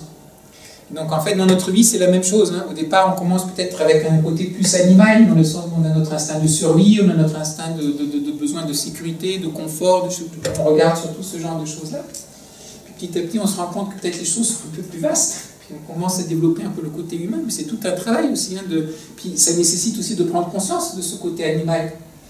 Et c'est ça, les arts martiaux peuvent être très beaux parce qu'on se rend compte de toutes ces peurs, de toutes ces grèves. Parfois on se fait mal et puis il y a toute une agression qui est en train de monter, mais c'est un partenaire quand même. On n'a pas le droit de maintenant de le détruire juste parce qu'on a tout ça. Hein, donc en fait, on découvre tous ces différents aspects. Quelque part, on les intègre aussi par rapport à notre personnalité. Et puis petit à petit, on se rend compte qu'il y a ces autres dimensions et que plus on arrive en fait à lâcher, donc le vide c'est ça. C'est plus j'arrive à lâcher mes conceptions, plus j'arrive à lâcher en fait mes conditionnements, plus j'arrive en fait à ouvrir mon attention à ce qui est en train de se passer, plus il y a... vous commencez à faire partie d'un tout. Moi, ça m'est arrivé 1 ou 2 fois en combat, enfin, quand j'étais jeune, un peu, enfin, je ne suis pas un grand combattant, mais j'en ai fait. Et je me rappelle, 1 ou 2 fois, ça m'est arrivé. Tout d'un coup, on est dans le combat, il y a des coups qui arrivent, etc. Et tout d'un coup, on est ailleurs. Et c'est comme si le combat est devenu, en fait, c'est comme une harmonie, c'est une danse, puis on s'en fout, qui gagne, qui perd. En fait, on est juste, l'opposition devient en fait une danse. Et c'est là que j'ai compris pourquoi, alors que j'adore la paix, j'avais arrêté les arts martiaux pendant un certain temps, parce que moi, à la base, c'est la paix que je cherchais. Comment peut-on faire des arts martiaux alors qu'on aime la paix? Enfin, c'est quand même un peu... Et j'aimais beaucoup la danse, donc je me suis dit, mais fais de la danse, pourquoi est-ce que tu fais des arts martiaux? Jusqu'à ce que je comprenne, mais oui, mais dans la danse, dès le départ, vous mettez d'accord que vous allez faire une harmonie. Mais dans la vie, c'est pas vous qui choisissez, vous tombez malade, vous avez un accident, vous faites faillite, vous avez de ceci, vous avez cela, etc. La vie, elle vous apporte ce qu'elle vous apporte. Elle ne vous apporte pas que des choses harmonieuses qui veulent collaborer avec vous. Mais comment est-ce que vous rentrez dans une harmonie avec ce qui est? Et c'est ça, en fait. Donc, quand on parle de vide, c'est ça. c'est de petit à petit juste d'ouvrir, d'être là, et petit à petit donc de laisser émerger ce qui doit émerger. Si tu me permets, peut-être avant qu'il y ait d'autres questions, je voudrais faire référence à 2 livres, parce que je pense que ça peut aider peut-être certains à faire le lien entre ce que tu as dit, Spinoza, le vide et même le management, si vous me permettez. D'abord sur Spinoza, parce que ça fait vraiment écho à tout ce que tu as dit, ce que nous dit Bruno Giuliani sur Spinoza. Tout l'intérêt de l'éthique est justement de dépasser l'opposition théisme-athéisme en abolissant le dualisme corps-esprit. Avec l'intuition d'une seule substance infinie à la fois Dieu et nature, qui n'est ni matière ni pensée, mais pure énergie infinie, Spinoza fait voler en éclats le dualisme en affirmant l'existence d'un seul monde, une seule réalité, une seule dimension d'existence, à la fois sensible et sacrée, qui est tout simplement l'expérience vivante de la conscience d'être que nous connaissons à chaque instant, quand nous ne cherchons pas à penser le monde avec les catégories du langage. C'est ce que tu as, à mon avis, bien exprimé aujourd'hui. Or, c'est précisément cette intuition qu'il n'y a pas d'autre réalité que le monde infini que nous vivons éternellement dans le moment présent, qui n'a pas encore été comprise par l'immense majorité des lecteurs de Spinoza. Comment traduire en termes non dualistes la cause infinie, éternelle et immanente de tout, selon Spinoza, que le langage a tendance à figer sous des modalités séparées et transcendantes comme Dieu ou nature? La solution, dit Giuliani, qui m'a semblé la meilleure, a été d'utiliser le terme le plus simple dont nous disposons pour parler de l'existence en général, et peut-être le moins conceptuel des concepts, celui de vie. Et c'est pour ça que je suis heureux que le titre de la présentation de Christophe soit « Oser vivre ». Parce que je pense que c'est vraiment ce que nous invite à faire Spinoza, avec effectivement son approche plus intellectuelle, comme tu l'as dit, du yoga, je ne sais plus comment tu l'as dit, du yoga Gnyan. Voilà, enfin, je pense vraiment que, même si on peut avoir, certains, l'impression qu'on est très loin de Spinoza, en fait, je pense que si Spinoza avait été avec nous, je pense qu'il aurait assez bien compris ce que nous disait Christophe.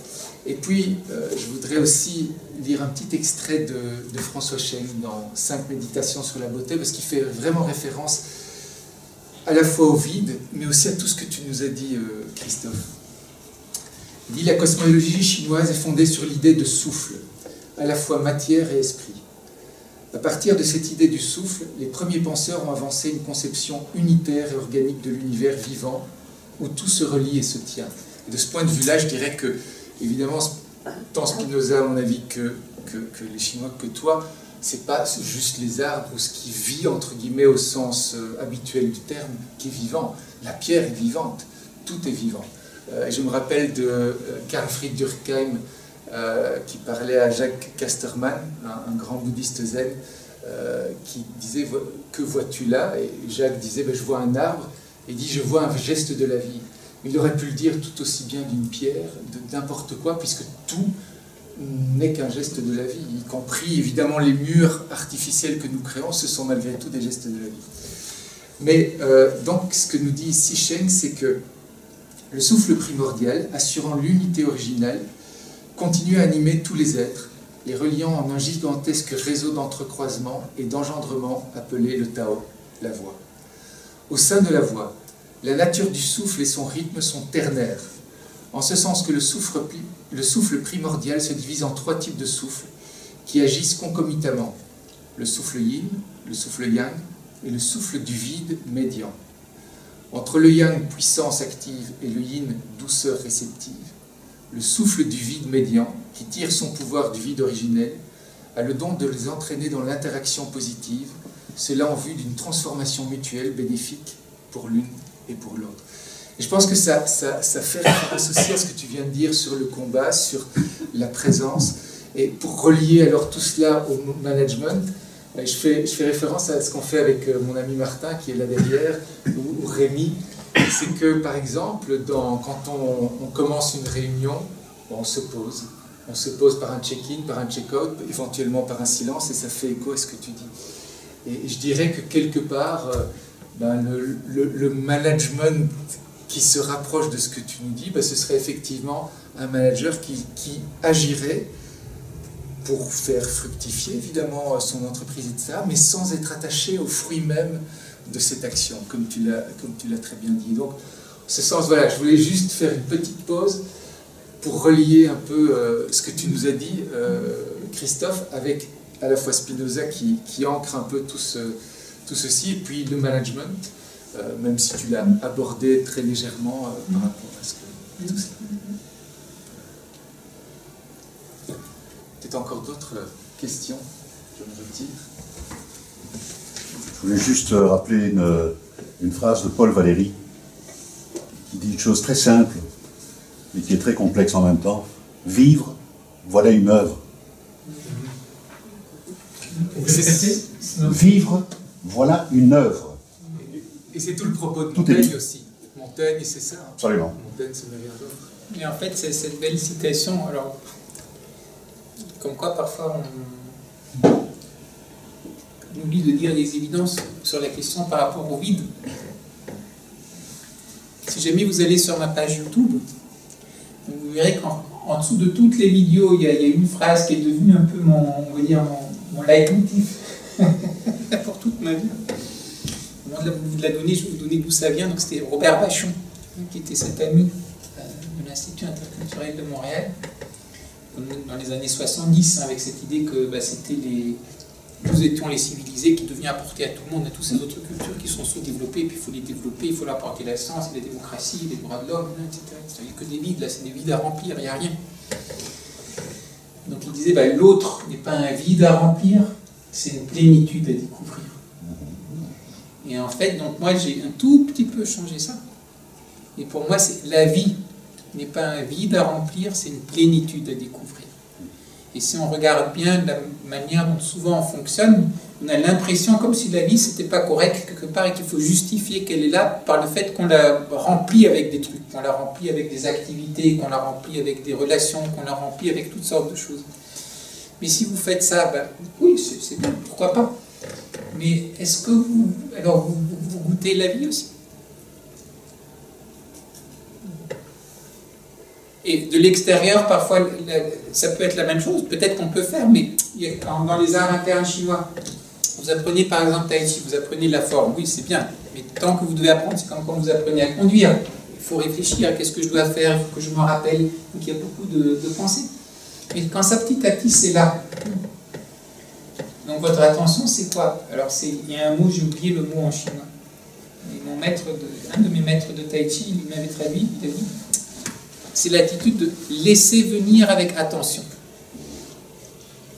Nous, on apprend une technique, mais après on dépasse la technique. Aussi, management, il faut quand même, il y a des choses que vous devez, enfin, il y a une technique, il y a des choses que vous devez connaître, vous ne pouvez pas manager comme ça.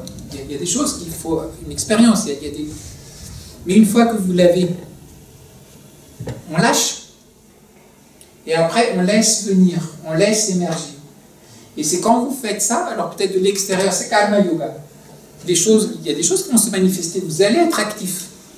Mais vous n'êtes pas actif dans votre tête en essayant d'imposer des choses à la réalité, mais c'est comme si vous surfiez, je ne suis pas surfeur, mais l'image, c'est comme vous surfez une vague. Pour surfer la vague, il faut aller avec la vague, mais il faut quand même que c'est vous qui vous harmonisez avec la vague, et après vous faites votre chemin. Mais vous n'êtes pas en train d'essayer de nier la vague, de dire je vais faire complètement autre chose, là vous allez vous prendre... vous n'allez pas aller très loin. Donc voilà, ça c'est une autre référence par rapport, je crois, au vide et la vie. Et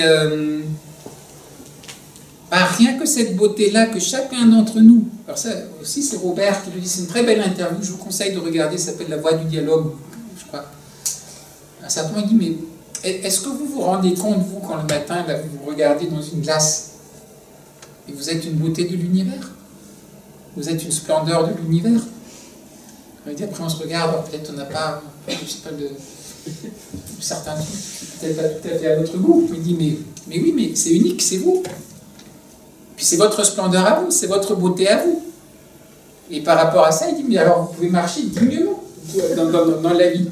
Vous n'êtes pas qu'un petit truc cliquiki, vous êtes une splendeur, vous êtes une fleur de l'univers qui est magnifique, qui apporte sa propre contribution. Et après, en même temps, il dit, mais rajoute, et alors là, oui, avec dignité, mais avec humilité. Et là, c'est pas humilité dans le sens de s'autoflageller, etc. Moi, je suis magnifique. Dans la tradition bouddhiste, il y a aussi symboliquement, vous devenez un roi. de votre royaume. Mais oui, mais ok, je suis un roi, mais vous aussi, vous êtes un roi. Vous connaissez les histoires de Moulana Soudine? Alors, on demandait à Moulana Soudine, on lui dit, Moula, où est le centre de la Terre? Le centre du monde. Il dit, ah bah, c'est là où est attaché mon âne. Alors, un premier niveau, oui, alors c'est où attaché mon âne? Bah, si vous avez votre business à Bruxelles, bah, et votre famille qui est là, votre vie qui est là, c'est là votre centre du monde. Si quelqu'un d'autre est dans les Himalayas, c'est là son centre du monde. Mais pour vous, c'est là que... Et si vous vivez quelque part et que vous êtes constamment en train de dire « je devrais être ailleurs, je devrais être dans d'autres réseaux, je devrais être... » Vous êtes excentré. Donc ça ne va pas. Mais en même temps, alors c'est petit à petit, hein, ça c'est la beauté avec ces histoires, que ben, on voit certaines choses et puis parfois des années après, on dit « oh mais tiens, il y avait un truc plus profond. » Il ne dit pas... il dit « c'est là où est attaché mon âne ». Dans pas mal de traditions, l'âne, c'est un peu votre nature inférieure aussi. Elle est attachée où, votre personnalité? Qu'est-ce que vous êtes de manière peut-être un peu plus profonde? Et là, oui, c'est qui? C'est Pascal qui disait Dieu est une sphère dont la circonférence est nulle part et le centre est partout. Cette citation, c'est la même chose que le centre du monde est là où est attaché mon âne. Ils disent la même chose. Mais est-ce que vous avez regardé le doigt ou vous avez regardé la citation et puis vous êtes bloqué? Ah, mais c'est pas les mêmes mots, mais c'est pas possible, ça n'a rien à voir. Mais là, c'est une histoire drôle, alors l'autre, c'est un philosophe. Non, c'est la même chose qui est dit, mais qui est dit de manière un peu différente. Donc, ça, c'est extrêmement important, oser vivre. Est-ce qu'on ose se dire ah, mais je suis magnifique, je suis correct? Ça peut paraître. Drôle, parce qu'on en rêverait même, j'aimerais être comme... Non, mais pourquoi vous voulez être comme? Pourquoi est-ce qu'on ne peut pas se dire... Voilà, c'est une plénitude là qui est en train d'émerger.